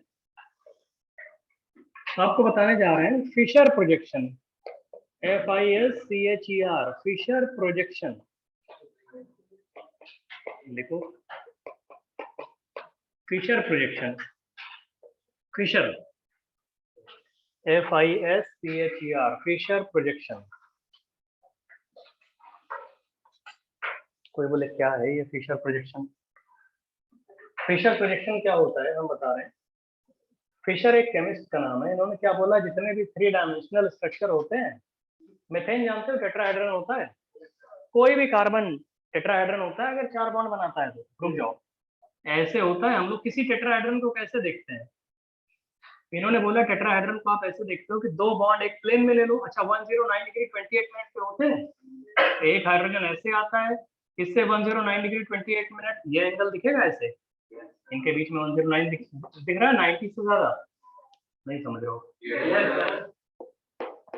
और ऐसे एक फिर वेज के फॉर्म में 109 पे आएगा, एक डैश के फॉर्म में 109 पे आएगा। समझ रहे हो दोस्त? ये सब 109 पे है। कोई बोले सर हमें जो कॉपी के प्लेन में आपने मतलब किसी से भी अगर एक एलिमेंट से या एक एलिमेंट से 4 बॉन्ड बनाने हैं 109 पे, तो एक तो प्लेन में ही आ जाएगा 109 पे, आएगा कि नहीं? और दूसरा क्या होगा, यहीं से एक ऐसे उठा लो ऊपर की तरफ 109 पे ऐसे, समझ रहे हो? तो उसको वेज बोल देंगे टुवर्ड्स ऑब्जर्वर। और एक 109 पे नीचे की तरफ निकल जाएगा कॉपी, तो उसको बोल देंगे डैश, वाईफाई जैसा जो होता है सिंबल, ये समझ रहे हो? यही तो 109 आएगा। तो कोई बोले इनके बीच में एंगल क्या होगा? अबे 109 ही है भैया ये, और इसके बीच में एंगल क्या होगा? 109 ही है, किसी के म्यूचुअली किसी के बीच में 109। यही सब एक्चुअली लोगों को प्रॉब्लम होती है। मेडिकल वाले जो होते हैं सब बड़ा घबराते हैं 3 डायमेंशन से, उनको समझ में नहीं आता, वो लोग डर से जाते हैं क्या चल रहा है भाई, वेज डैश, मतलब थोड़ा बहुत समझ लेते हैं, ज्यादा नहीं समझ पाते। ज्यादा समझने की मतलब उसका वो डायरेक्शन नहीं होती। तो क्या होता है, फिशर ने ये बोला डरो घबराओ नहीं, हम तुम्हें क्या करते हैं, डर है लोगों को। उन्होंने बोला सारे 3 डायमेंशनल स्ट्रक्चर को 2D में कन्वर्ट करने का तुम्हें तरीका बता देते हैं। 2 डायमेंशन में, 2D में समझ। फिशर ने ये बोला हम जितने भी स्ट्रक्चर होंगे सबको 2 डायमेंशन में करेंगे। जैसे कार्बन 4 बॉन्ड बनाता है, तो बोले अगर 4 बॉन्ड को तुम्हें दिखाना है तो कार्बन को बीच में रखो, ऐसे हॉरिजॉन्टल लाइन एक वर्टिकल लाइन ड्रॉ कर दो। कोई बोले क्या मतलब है इसका? बोले इन दोनों का जो ज्वाइंट है वो कार्बन को रिप्रेजेंट करता है। ठीक है दोस्त, ये बीच में कार्बन है। इन्होंने बोला अगर ये ग्रुप्स हो गए A B D E, suppose करो A B D और E है, ये E नहीं C समझ लो, अगर ये ग्रुप है, इन्होंने बोला बीच में कार्बन है और A B D E कोई ग्रुप है, तो लोगों ने बोला ये हॉरिजॉन्टल लाइन का क्या मतलब है, वर्टिकल लाइन का क्या मतलब है?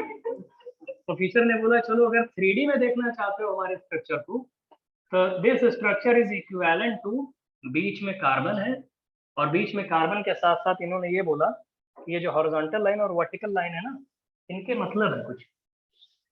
हॉरिजॉन्टल लाइन का मतलब होता है बॉन्ड ऐसे निकलेगा टुवर्ड्स ऑब्जर्वर, ये मतलब इन्होंने बताया है ना। ये ट्रिक है, थ्योरेटिकल मेथड है।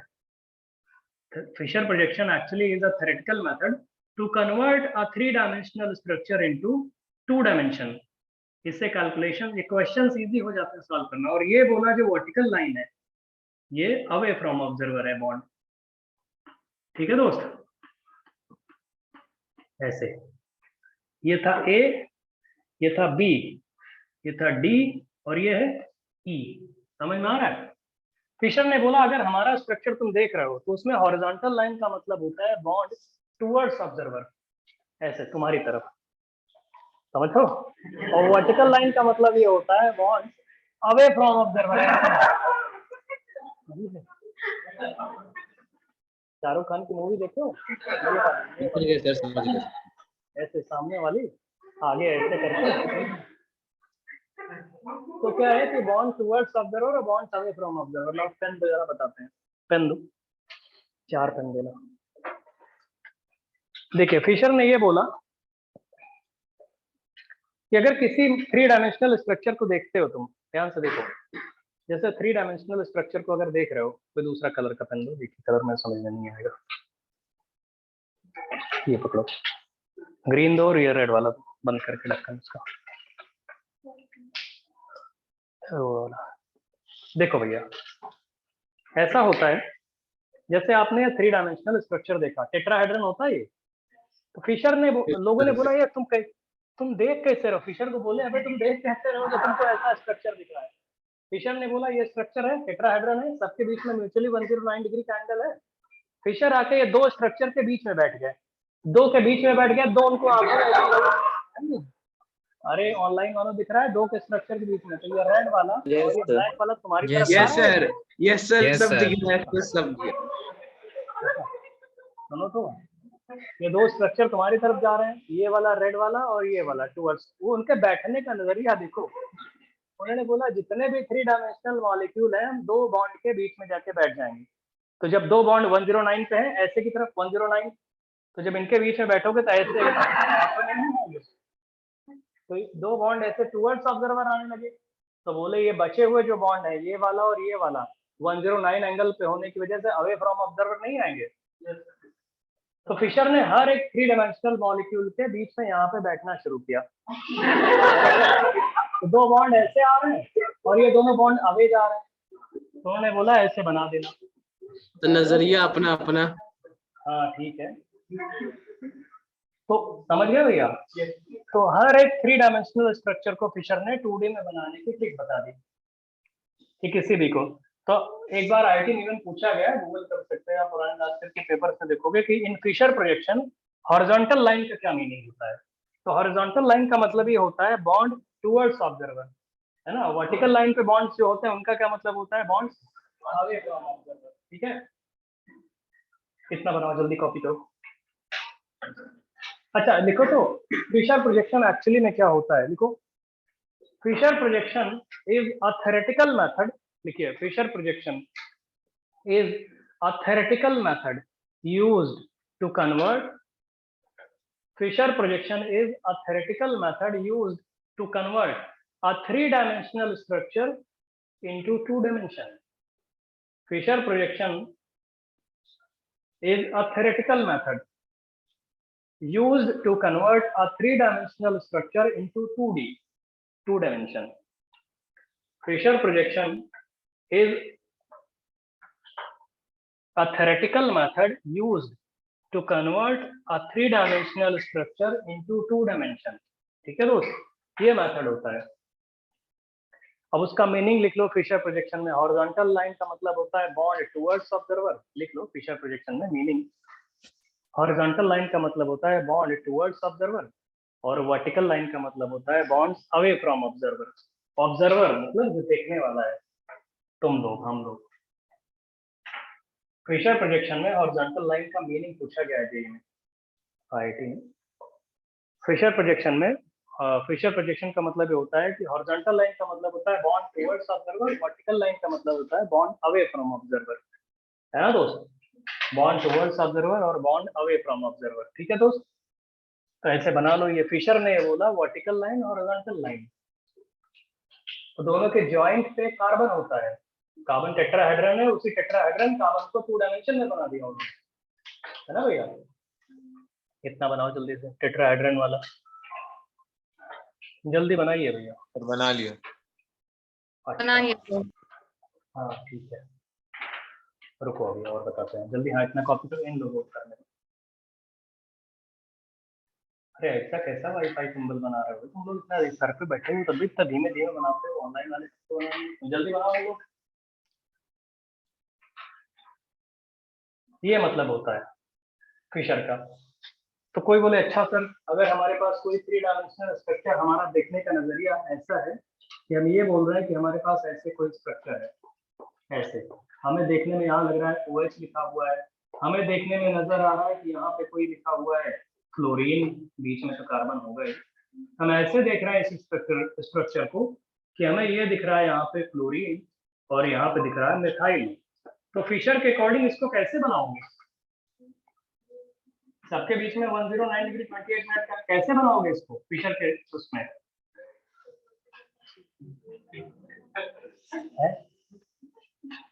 कैसे बनाओगे? अरे फिशर ही तो बना हुआ है ये।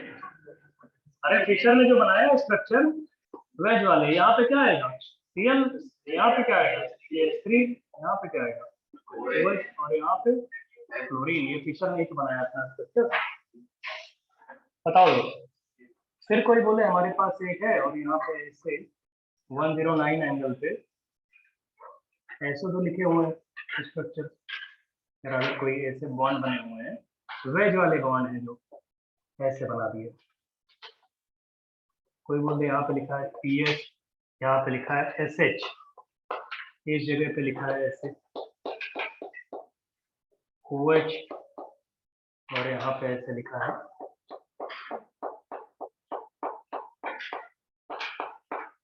ड्यूटेरियम। इसका कैसे फिशर बनाओगे? अरे वही तो है, फिशर ने बोला है। मतलब हाँ, किसी 3 डायमेंशनल मॉलिक्यूल को ऐसे देख रहे हो जिससे बॉन्ड टुवर्ड्स ऑब्जर्वर जो आ रहे हैं वो ये है वेज फॉर्म में, और जो बॉन्ड जो अवे फ्रॉम ऑब्जर्वर है वो ऐसे हैं, तो फिशर इसका कैसे बनाओगे? अरे वही 109 डिग्री का एंगल है भैया, वैसे वही तो है सेम। यहाँ पे क्या आएगा SH, यहाँ पे क्या आएगा PH, ऊपर क्या आएगा OH, और यहाँ पे क्या आएगा ड्यूटेरियम। फिशर यही था। जल्दी बनाओ दोस्त,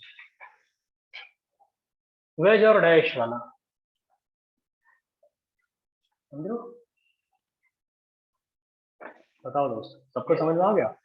लेकिन फिर लोगों ने ये बोला, क्लेम किया लोगों ने कि भाई फिशर मेरे दोस्त, ये जो तुम बना रहे हो फिशर से लोग बोले कि ऐसा यार जो तुम बना रहे हो उसमें हमें दिक्कत है, क्योंकि जो बुक्स होती है, तुम लोगों ने अगर कभी बुक्स देखा है तो सारी बुक्स में 3 डायमेंशनल स्ट्रक्चर ऐसे दिखाया जाता है।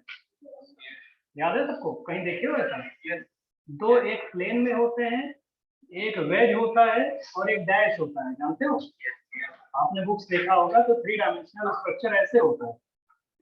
तो लोगों ने फिशर से बोला भाई तुम जो बना रहे हो अपनी जगह पे तुम सही हो, लेकिन सारे बुक्स वाले तो ऐसे लिखते हैं एक 3 डायमेंशनल स्ट्रक्चर, 2 प्लेन में लिखते हैं, नहीं समझ रहा। किसी भी 2 बॉन्ड को लाई करता हुआ एक प्लेन बनाया जा सकता है। मीथेन आपको बताया था हमने, बता चुके हैं मीथेन, समझ में आ रहा है? फिशर ने, हेलो, समझ में आ रहा है तुम लोगों को? ऑनलाइन वाले यस सर। Yes sir. देखो भैया, फिशर ने बोला परेशान ना हो, इसके लिए भी हम तुम्हें कुछ बता रहे हैं। बोले अगर तुमने 3 डायमेंशनल स्ट्रक्चर को ऐसे देखा कि 2 बॉन्ड टुवर्ड्स ऑब्जर्वर और 2 बॉन्ड अवे फ्रॉम ऑब्जर्वर, तो उसके लिए फिशर ने बोला ऐसे हॉरिजॉन्टल वर्टिकल लाइन बना दो। लोगों ने बोला हम ऐसे देखें तो लोगों ने बोला मतलब देखने वाले तो कुछ भी तरीके देख सकते हैं ना, तो ये हिसाब से सबको ही करनी होती है, हम ऐसे नहीं देखेंगे, लाओ फ्रेंड भैया। तो लोगों ने बोला कि अगर भाई हमारे पास, जल्दी लाओ, एक एक क्या दे रहे हो, चलो देखो जैसे ये 3 डायमेंशनल स्ट्रक्चर है, ठीक है, ये 3 डायमेंशनल स्ट्रक्चर है, ऊपर ये ब्लैक पेंसिल।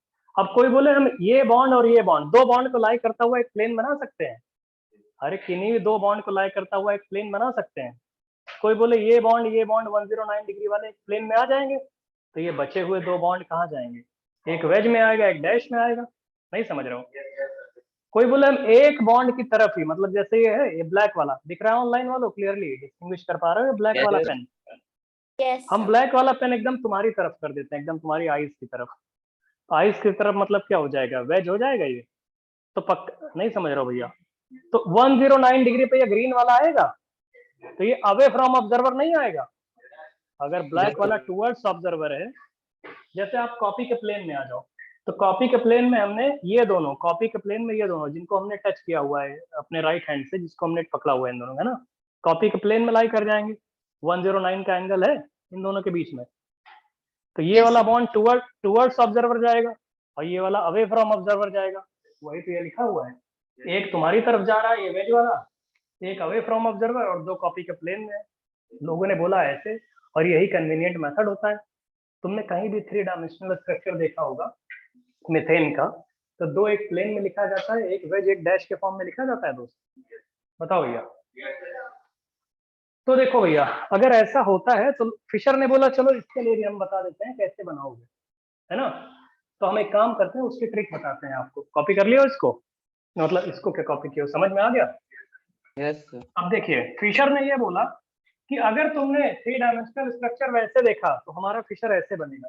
लेकिन लोगों ने बोला नहीं फिशर, हम ये काम करेंगे भाई, हम एक काम करेंगे, हम ऐसे देखेंगे कार्बन, देखो देखो देखो इधर, और यहाँ पे लगा देते हैं ऐसे कोई, मान लो सपोज करो A, और इसी से 109 पे क्या आएगा? 2 बॉन्ड को लाई करता हुआ एक प्लेन बना सकते हो।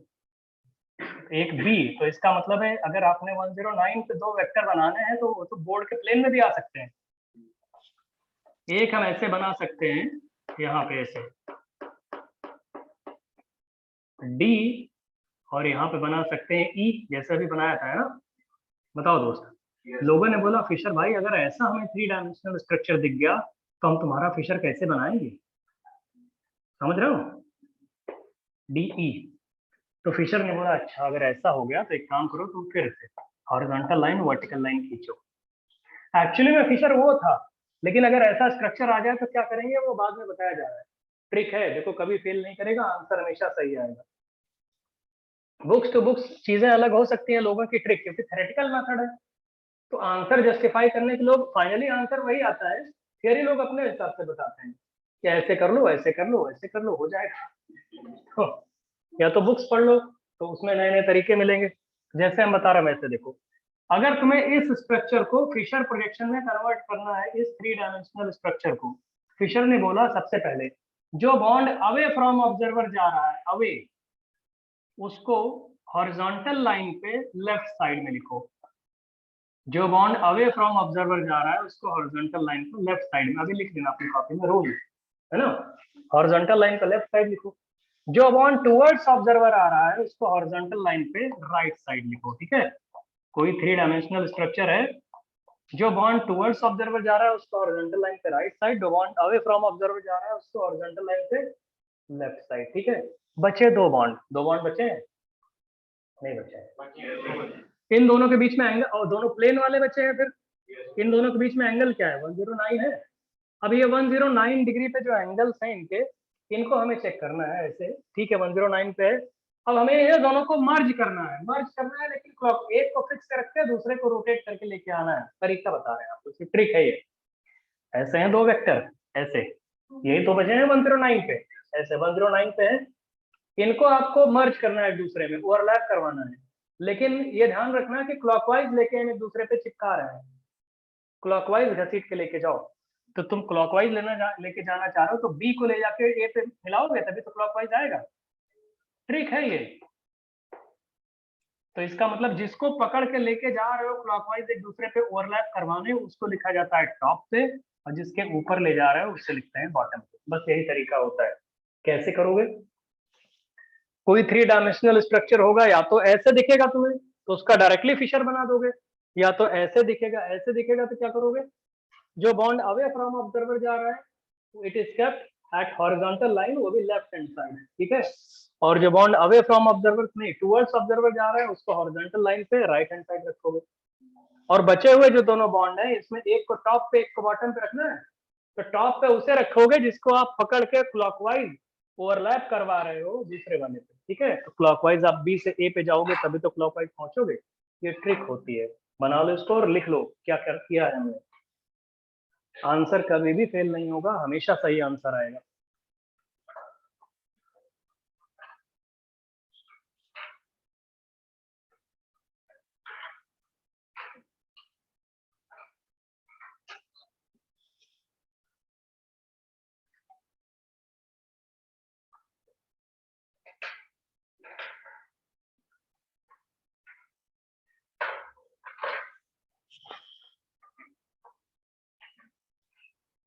समझ में आ रहा है तो जल्दी करो भैया।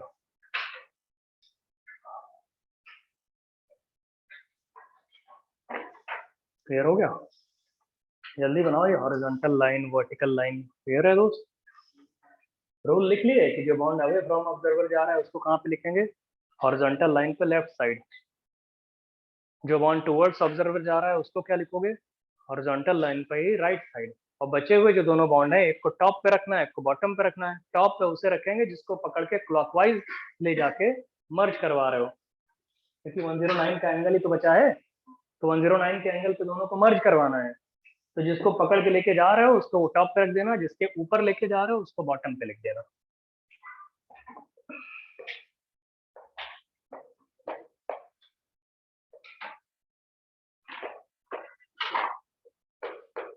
जैसे हम एक ये मॉलिक्यूल लिख दें, इसका फिशर प्रोजेक्शन आपको बताना है।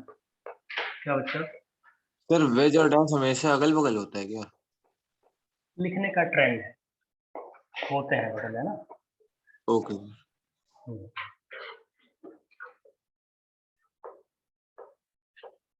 ये बना लो दोस्त, इसका फिशर बनाओ। हम ऐसे 3 डायमेंशनल मॉलिक्यूल लिख रहे हैं ना दोस्त, उनके तुम लोग फिशर बनाओ।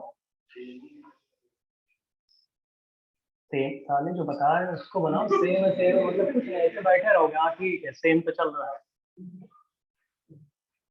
जो बता रहे हैं वो नहीं करना, सेम है बता रहे हैं।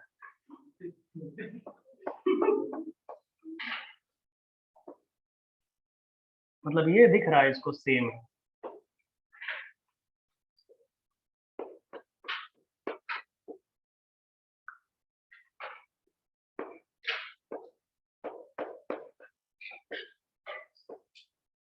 ट्रिक होती है, तुमको लगेगा ये क्या क्या आप किस लिए पढ़ रहे हैं। जैसे स्केलेटन पहले बताए थे, बाद में यूज किया था, उसीलिए हम आपको पहले थियरी बता रहे हैं। अभी आगे यूज करेंगे तो लगेगा हाँ इसकी इंपॉर्टेंस थी जो पढ़ाया गया था पहले।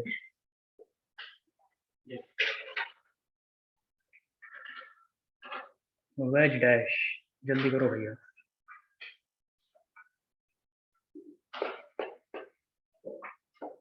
ये जो वेज डैश बने हैं इनका फिशर कैसे बनाओगे, और फिर अगर हमारा मन कर रहा है ऐसे ही लिख दे रहे हैं हम।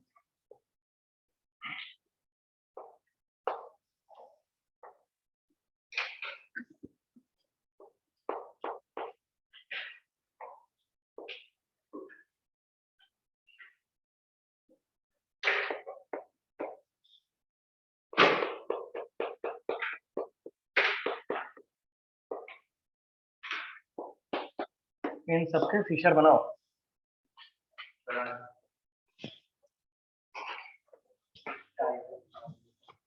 अरे जो इधर अभी लिख रहा है,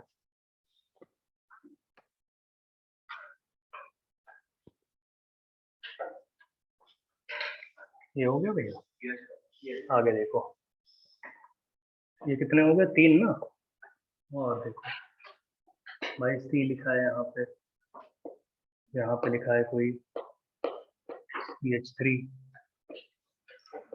यहाँ पे लिखा है CH2OH। जल्दी करो दोस्त।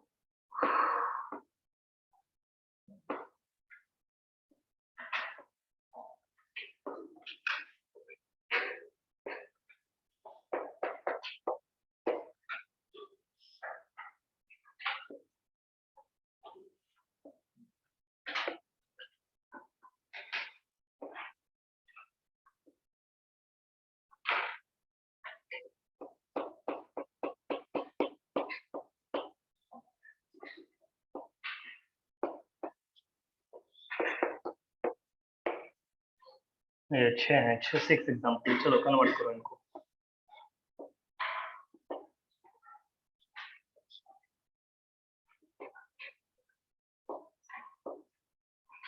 फिशर में कन्वर्ट करो इन सबको।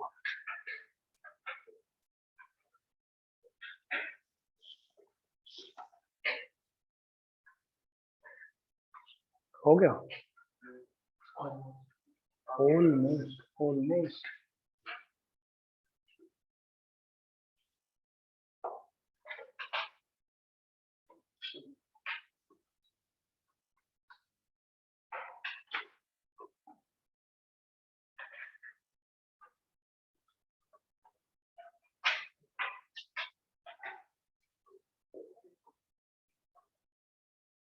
आगे बताया था।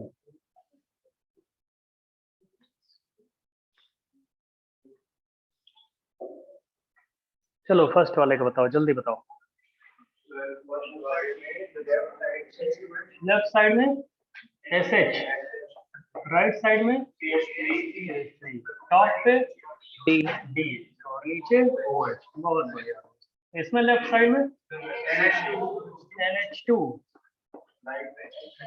राइट में H, ऊपर CHO, और नीचे डी। लेफ्ट साइड में मिथाइल, अरे CH3 मिथाइल एक ही चीज है, मिथाइल लिख दिया हमने। राइट साइड में CH, ऊपर भैया फ्लोरीन और नीचे क्लोरीन। क्या चीज चिल्ला रहे हो भाई? इसमें बताओ left side deuterium, right side fluorine, top पे CH3 मिथाइल वही CH3, नीचे क्या है CH2OH। इधर भैया बहुत सारा। और दोस्त यहाँ पे, और दोस्त इधर Cl, यहाँ पे भैया अरे इथाइल CH2 CH3 बोलोगे ना इसको। और नीचे क्या, बॉन्ड लाइन फॉर्मूला भी यूज कर सकते हो, क्या दिक्कत है, लगा लो, तो पूरा ही लिख रहा है। हाँ C2H5 लिख लो, इसमें क्या तुमको दर्द हो रहा है दिमाग में तुम्हारे। यहाँ पे क्या है CH डबल बॉन्ड CH2, यहाँ पे दोस्त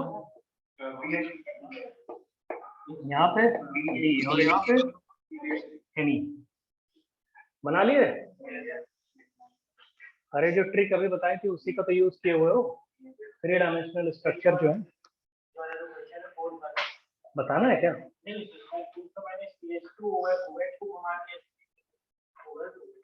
जितना बता रहे हैं उतना करो, तुम किसी को कहीं भी घुमा दोगे इसका मतलब। अरे तो 109 का एंगल कहाँ दिख रहा है? 109 का एंगल जो दिख रहा है उसे एक छोटा एंगल के थ्रू घुमाओगे ना। अच्छा वो भूल गए क्या किस एंगल के थ्रू घुमाना था? अरे 109 एंगल के थ्रू मर्ज करवाना था तुम्हें। अच्छा तुम इधर से ऐसे इसको उल्टा लेके आ रहे हो क्या, या इसको ऐसे ला रहे हो? बड़े एंगल के थ्रू नहीं, 109 एंगल के थ्रू बोला था हमने। 109 एंगल समझ रहे हो ना? हाँ तो 109 एंगल जो टेट्राहेड्रन में होता है एंगल, उसके एंगल के थ्रू घुमाओगे। ठीक है दोस्त, ये हो गया। अबे भाई इसको समझाओ, अभी तुमको हर एक चीज यहाँ बॉन्ड लाइन तुमको नहीं पता। चलो लिखो, नेक्स्ट लिखो दोस्त RS कॉन्फ़िगरेशन लिखिए। RS कॉन्फ़िगरेशन हेडिंग लिखिए इन फिशर प्रोजेक्शन। बीच में डिस्टर्ब नहीं किया करो, बीच में बोला नहीं करो, निकाल दें क्लास से बाहर। RS configuration in Fischer projection. RS configuration in Fischer projection. RS configuration, capital R capital S है। कैपिटल R का मतलब होता है रेक्टस और S का मतलब होता है सिनिस्टर। सिनिस्टर जानते हो क्या होता है? R का मतलब रेक्टस, रेक्टस का मतलब होता है क्लॉकवाइज, सिनोनिम होता है क्लॉकवाइज इसका, है ना, क्लॉकवाइज। और S का मतलब सिनिस्टर, सिनिस्टर मतलब लोग बोलते हैं एंटी क्लॉकवाइज का सिनोनिम है, काउंटर क्लॉकवाइज। ऐसे लिखो जो मीनिंग्स हैं इनके।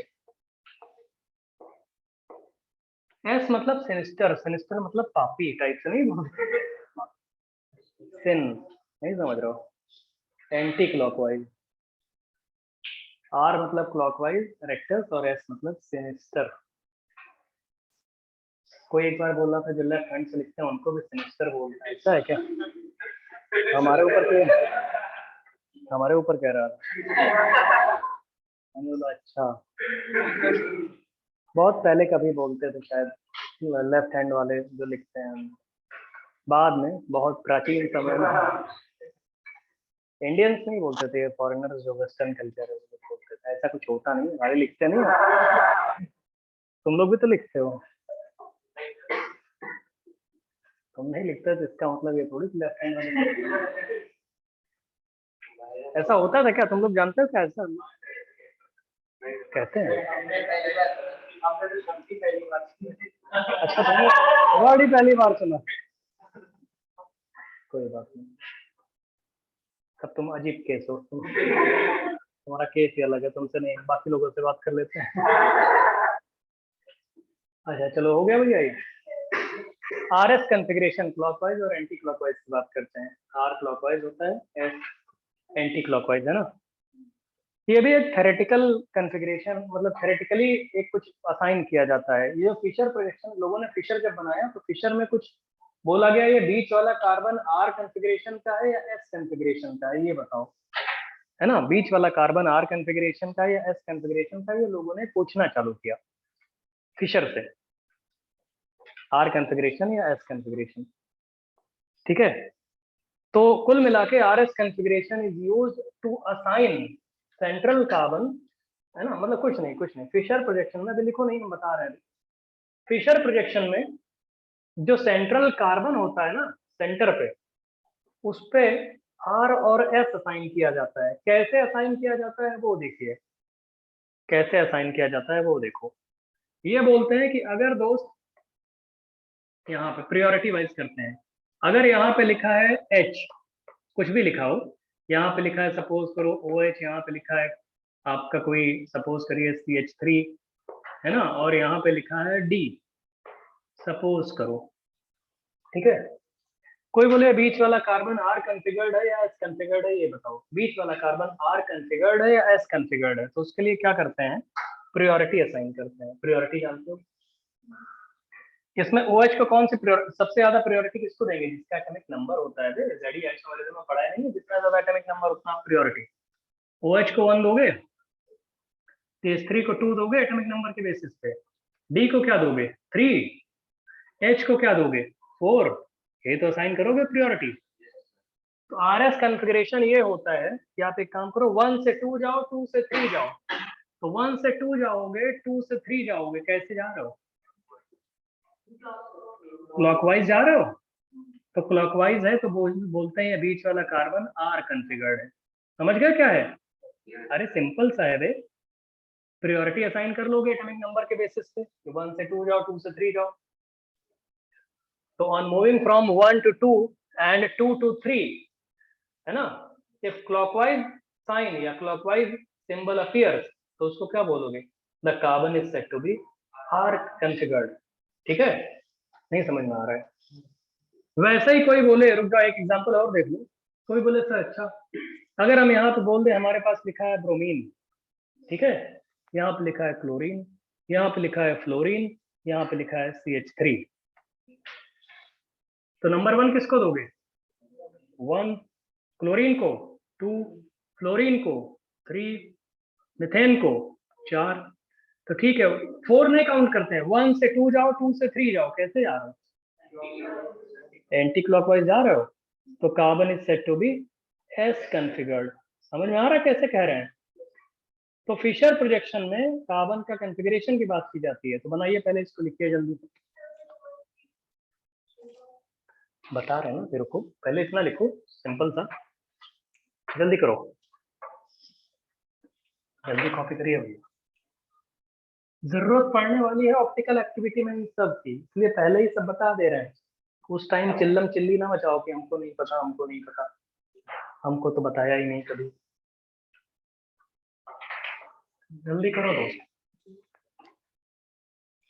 नहीं बताओगे, लिखो बे, नहीं लिखोगे, 1 2 3 4, ठीक है दोस्त। 1 से 2 जाने पे, 2 से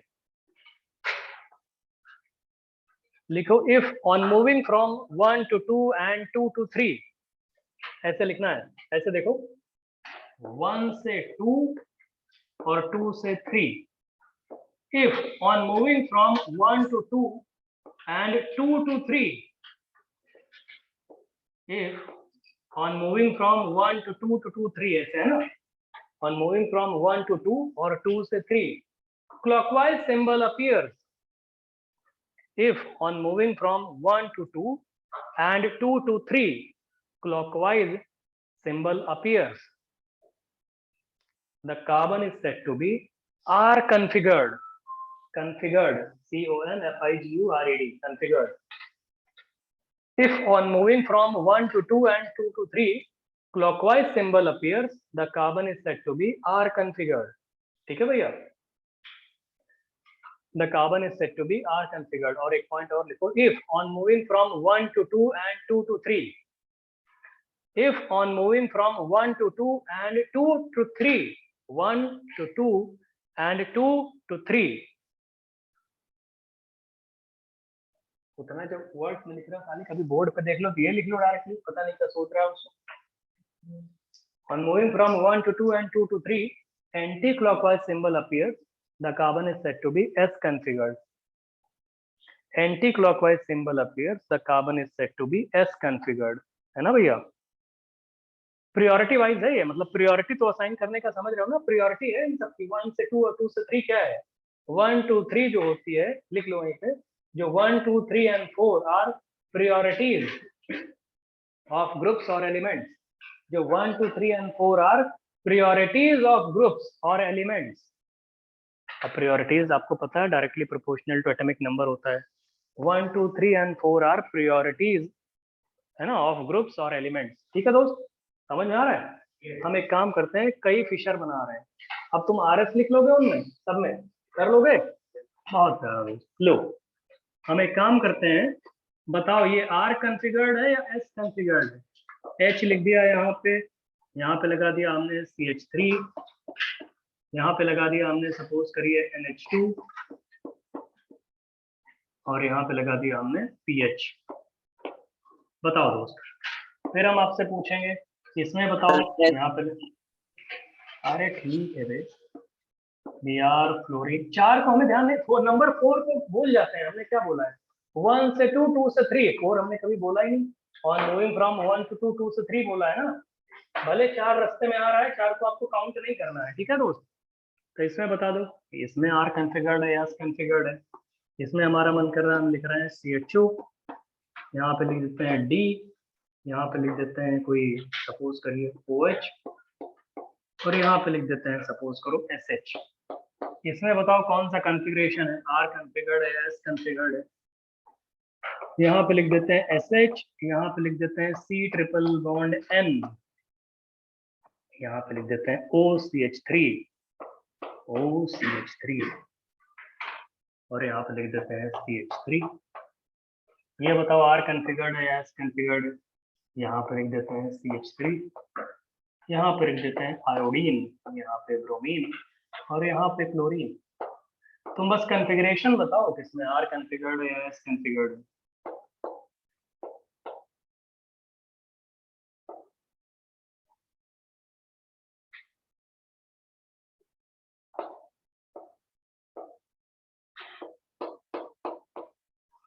ये एग्जांपल, R कॉन्फ़िगरेशन है या S कॉन्फ़िगरेशन है?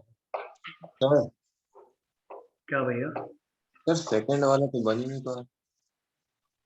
कौन सा सेकंड वाला था? सर ये जिसमें सर DClBr है। तो क्या करना क्या है इसका बे? तुम्हारी समस्या क्या है दोस्त? दर्द क्या है तुमको दिमाग में? मतलब कहना क्या चाहते हो तुम बोलो सेकंड वाला समझा दीजिए, उसमें जो लिखा है सारे, उसमें क्या नहीं समझ में आ रहा है तुमको? नहीं सर वो बन नहीं पा रहा है सर, क्या बोलिए। अरे बन नहीं पा रहा है तो कोशिश करोगे तब तो बनेगा, ऐसे कैसे बता दो?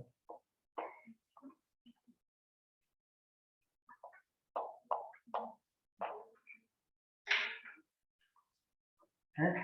अरे जल्दी करो।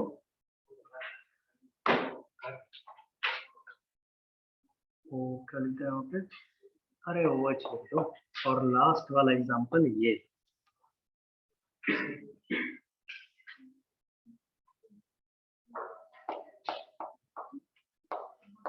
CH2OH, CHO लिखा है यहाँ किनारे एकदम CHO, और ये COOH लिखा है, और C ट्रिपल बॉन्ड N लिखा है। चलो बताओ दोस्त, C ट्रिपल बॉन्ड N लिखा है, चलिए बताइए। कुछ अगर ये ना समझ में आ रहा हो लिखा क्या है तो वो बताओ, और बाकी ये ना पूछो कि R होगा या S होगा। जल्दी सर करो। पहला वाला एस कंसीडर है। अच्छा, नहीं बताओगे? अरे तो हमको बताओ क्या तुम लोग समझ रहे हो, जल्दी करो, जल्दी कर लो भैया। R कॉन्फ़िगरेशन प्रायोरिटी तो असाइन कर लेते हो ना ज्योमेट्रिकल वाली, हाँ ZE में जो पढ़ाया था। जल्दी करो यार, टाइम नहीं, जल्दी करो।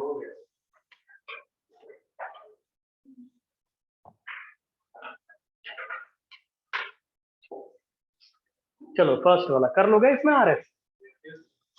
पहले वाले में क्या आएगा? अरे प्रायोरिटी 1 की, फिर 2 की, फिर 3 की, S क्लॉकवाइज जा रहे हैं। लो S कैसे आ गया? NH2 की हाईएस्ट प्रायोरिटी, फिर फिनाइल की, फिर मिथाइल की। 1 से 2, 2 से 3 क्लॉकवाइज आ रहा है, तो R आएगा। NH2 की 1 है, PH की 2 है, मिथाइल की 3 है, तो 1 से 2 से 3 जाओ। 4 तो बेकार है, 4 हमने कब बोला है रखने के लिए, तो R आएगा।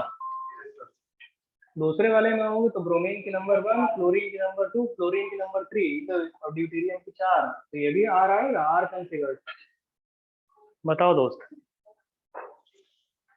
इसमें आओगे तो SH की नंबर 1, OH की नंबर 2, CHO की नंबर 3, कैसा आ रहा है? क्लॉकवाइज आ रहा है। लो लकीली R ये भी आ गया। 1 से 2, 2 से 3, नहीं समझ रहा हो? कौन सा नहीं हुआ? इसमें SH को क्या बोलोगे? नंबर 1 सल्फर है ना, एटॉमिक नंबर प्रायोरिटी भूल गए क्या? अब पढ़ के नहीं आओगे तो कैसे होगा प्रायोरिटी? इसमें नंबर 2, C ट्रिपल बॉन्ड में नंबर 3, तो 1 2 3 कैसे जा रहा है? Anti clockwise. तो क्या हो जाएगा? S प्रायोरिटी अगर आप देखोगे तो S आएगा ना। इसमें आयोडीन की नंबर 1, ब्रोमीन की नंबर 2, क्लोरीन की नंबर 3 कैसा आ रहा है? क्लॉकवाइज। R आएगा। अब कोई प्रायोरिटी नहीं निकाल पाता तो उसमें हम थोड़ी बैठे हैं कि फिर से बताएं, तुमको ऑलरेडी पढ़ा चुके हैं।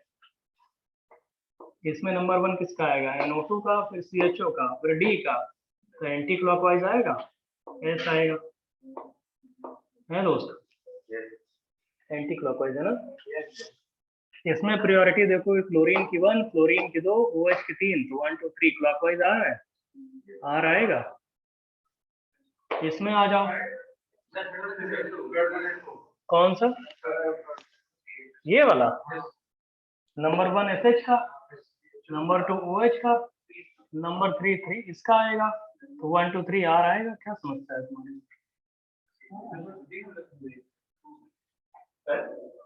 ऐसे कुछ भी बताओगे क्या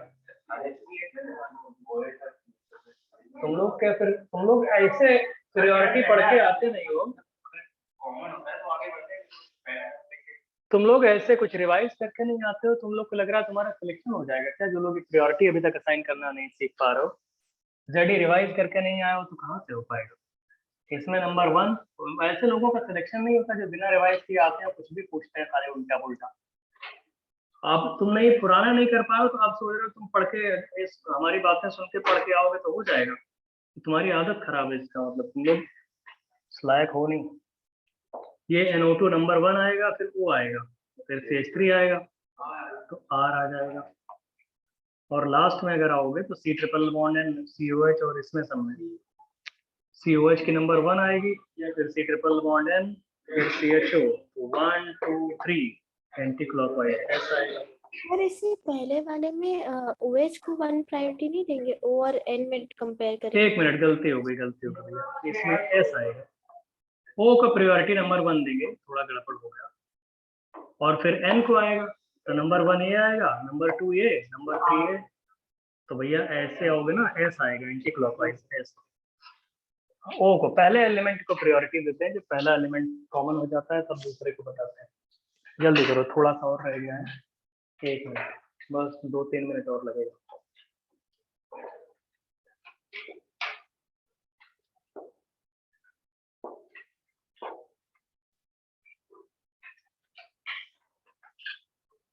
जल्दी करो।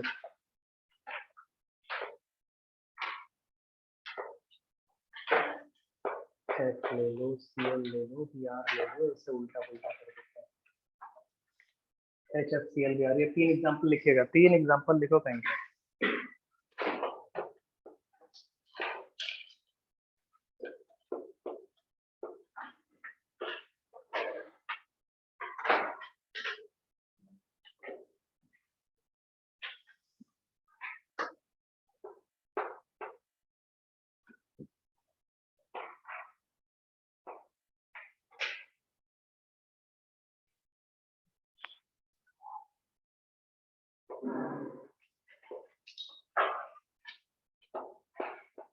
एक एग्जांपल और, 3 लिखे आप लोगों ने?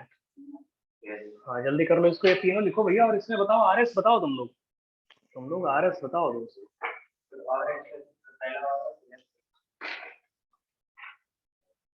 ये फ्लोरीन, ब्रोमीन, क्लोरीन, ये सब लिखिए। और लास्ट वाला एग्जांपल एक और लिख रहे हैं, लास्ट वाला एग्जांपल FBrH और Cl। चलो ये 4 एग्जांपल लिखे, इन चारों में आरएस बताओ। सर पहला एस है, दूसरा आर है, तीसरा एस है और सर लास्ट वाला भी आर है। फर्स्ट वाला क्या लिखा आप लोगों ने? S bromine, chlorine, fluorine anti clockwise आएगा, एस हो जाएगा। ब्रोमीन, क्लोरीन, फ्लोरीन क्लॉकवाइज आएगा, आर आएगा। फिर ब्रोमीन, क्लोरीन, फ्लोरीन कैसे जा रहे हो? एंटी क्लॉकवाइज, एस आएगा। और ये लास्ट वाला क्या आएगा? सर आप आर आ जाएगा। ठीक, लिखिए rules to assign RS configuration in Fischer projection. Rules to assign RS configuration in Fischer projection. ठीक है दोस्त, कहाँ भैया? हो सकते हैं, आएंगे तो बताएंगे, है ना? अभी पहले थोड़ा सा लिखो। Rules to assign RS configuration in Fischer projection. Number 1 लिखिए। Number 1, lowest priority group must be at the vertical line. Lowest priority group, priority तो जानते हो ना, atomic number directly proportional. Revise करके आए तो मैं तो समझ नहीं पाओगे कुछ भी। ये भी अगले क्लास में अगर ये तुम 2-3 बार रिवाइज करके नहीं आए हो तो ऑप्टिकल एक्टिविटी में कुछ भी नहीं समझ में आएगा। Lowest priority group must be at the vertical line. ठीक है, दूसरा पॉइंट वो लिख दिया ना, क्लॉकवाइज जाओगे आर, एंटी क्लॉकवाइज एस जाओगे। ठीक, तो प्रायोरिटी असाइन करने का बेसिस भी आपको बता दिया। लिखिए odd number of exchanges in Fischer projection, ऐसे ही odd number of exchanges between groups, odd number of exchanges between groups in Fischer projection, odd number of exchanges between groups in Fisher projection results into the formation of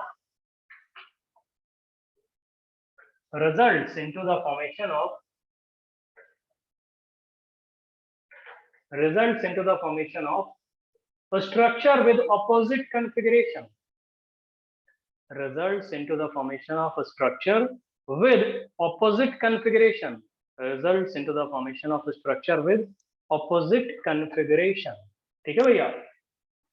नहीं समझ रहे हो? Next लिखिए even number of exchanges in Fisher projection, even number of exchanges in Fisher projection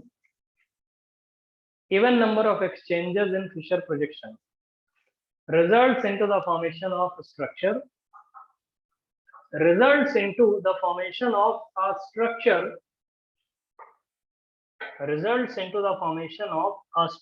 with identical configuration. Results into the formation of a structure with identical configuration. ठीक है दोस्त? Results into the formation of a structure with identical configuration. ठीक है भैया? एक और point लिखिए। Exchanges are always made, exchanges between groups. Next line है ये। Exchanges between groups are always made at 90 degree. Exchanges between groups are always made at 90 degree in Fisher projection. Exchanges between groups are always made at 90 degree in Fisher projection. ठीक है दोस्त, समझ रहे हो भैया? Yes. Rule number 1 पढ़ो जरा, लिखा है ये 4th वाला रूल, लोएस्ट प्रायोरिटी। वैसे हमने जितने एग्जांपल दिए हैं ना उसमें लोएस्ट प्रायोरिटी ग्रुप ध्यान से देखो वर्टिकल लाइन पे ही था, या तो ऊपर था या तो नीचे था, कितने पिछले करा चुके हैं इंटेंशनली। ठीक है, तुम बोलोगे, ठीक है, कोई बोले सर अगर lowest priority group vertical line पे ना हो तो क्या करोगे? मतलब जो तुम करोगे वो गलत आंसर आ रहा होगा, यही तो आएगा। तो अगर lowest priority group vertical line पे नहीं है तो कोई बात नहीं, तुम RS कॉन्फ़िगरेशन निकाल लो, या तो R आएगा या तो S आएगा, और तुमको पता है वो गलत आएगा, उसका उल्टा आंसर कर देना।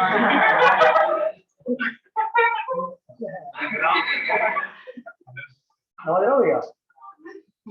और ऑड नंबर ऑफ एक्सचेंज की बात करो। अच्छा एक बात बताओ, फ्लोरीन और क्लोरीन एक एक्सचेंज 90 पे कर दिया हमने, इसमें इस स्ट्रक्चर में डिफरेंस क्या है? अरे फ्लोरीन क्लोरीन 90 पे एक्सचेंज कर दिया, फ्लोरीन यहाँ ले आया, क्लोरीन यहाँ ले आया, बताओ तो ये कॉन्फ़िगरेशन एस था, R हो गया। देखो ऑड नंबर ऑफ एक्सचेंजेस में क्या होता है, ऑपोजिट कॉन्फ़िगरेशन मिलता है, रूल नंबर 2। बताओ भैया। Yes, odd number of exchanges always result in the formation of opposite configuration. फिर एक काम करो, हमने क्या किया, यहाँ पे फ्लोरीन और ब्रोमीन को भी एक्सचेंज कर दिया, तो फ्लोरीन यहाँ आ गया और ब्रोमीन यहाँ, तो ओरिजिनल के रिस्पेक्ट में 2 एक्सचेंज हो गया, तो इवन नंबर ऑफ एक्सचेंज से देखो आइडेंटिकल कॉन्फ़िगरेशन आ गया। नहीं समझ रहे हो? इससे जब इसमें गए हो तो क्या एक्सचेंज हुआ है, ऑड नंबर ऑफ एक्सचेंज है ना। इससे इस पे अगर आप देखोगे तो क्या इवन नंबर ऑफ एक्सचेंज हुआ है। और अगर कोई बोले इसमें हम फिर एक काम करते हैं, ब्रोमीन क्लोरीन को एक्सचेंज कर देते हैं, तो ये स्ट्रक्चर बन जाएगा। नहीं समझ रहे हो? बाकी सब तो सेम है, तो क्या इस स्ट्रक्चर से इस स्ट्रक्चर में आओगे फिर ऑड नंबर ऑफ एक्सचेंज किया है, तो क्या वो चीज जस्टिफाई हो रही है कि ऑड नंबर ऑफ एक्सचेंज से आपको हमेशा क्या मिलेगा, ऑपोजिट कॉन्फ़िगरेशन का फिशर प्रोजेक्शन मिलेगा। बताओ भैया। और इवन नंबर ऑफ एक्सचेंज से सेम कॉन्फ़िगरेशन का आपको फिशर प्रोजेक्शन मिलेगा। लेकिन एक्सचेंजेस हमेशा 90 डिग्री पे ही होने चाहिए। बताओ दोस्त, नहीं समझ में आ रहा है? बताओ। और एक चीज और सुनो, तो कोई बोले सर अगर lowest priority group vertical line पे नहीं है, लो ये H यहाँ पे लगा दिया और हमने यहाँ लगा दिया आयोडीन, यहाँ पे लगा दिया ब्रोमीन, यहाँ पे लगा दिया क्लोरीन, कोई बोले बताओ R होगा या S होगा, तो तुम बोलोगे सर हमको तो बताया था lowest priority group vertical line पे होना चाहिए, नहीं होगा तो गलत हो जाएगा। कोई बात नहीं, हम गलत करेंगे, गलत करो तुम। H को यहाँ पे है तो बोलो चलो हम कर देंगे 1, ब्रोमीन को 2 और इसको 3, तो 1 2 3 जाओगे कहाँ से, कैसे जा रहे हो, एंटी क्लॉकवाइज जा रहे हो, तो होना चाहिए S, लेकिन वो तो गलत है। तो आंसर क्या आएगा इसका, R आएगा। नहीं समझ रहे हो? क्लियर होगा कि नहीं? तो एक्चुअली ये R कॉन्फ़िगर्ड होगा, ये वाला मॉलिक्यूल R कॉन्फ़िगर्ड। बताओ दोस्त, सब कुछ समझ में आ गया? कॉपी कर लीजिए, जाइए। थैंक यू वेरी मच, जल्दी कॉपी करो।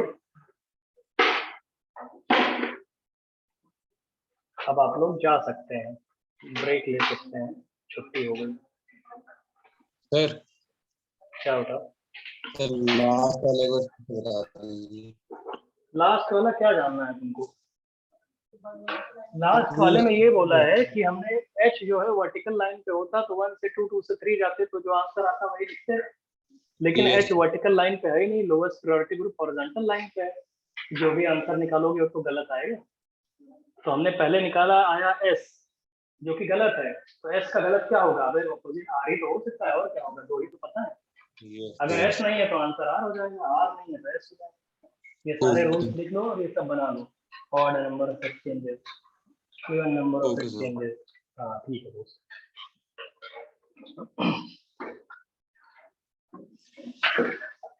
अब आप लोग देख ले सकते हैं। Thank you very much.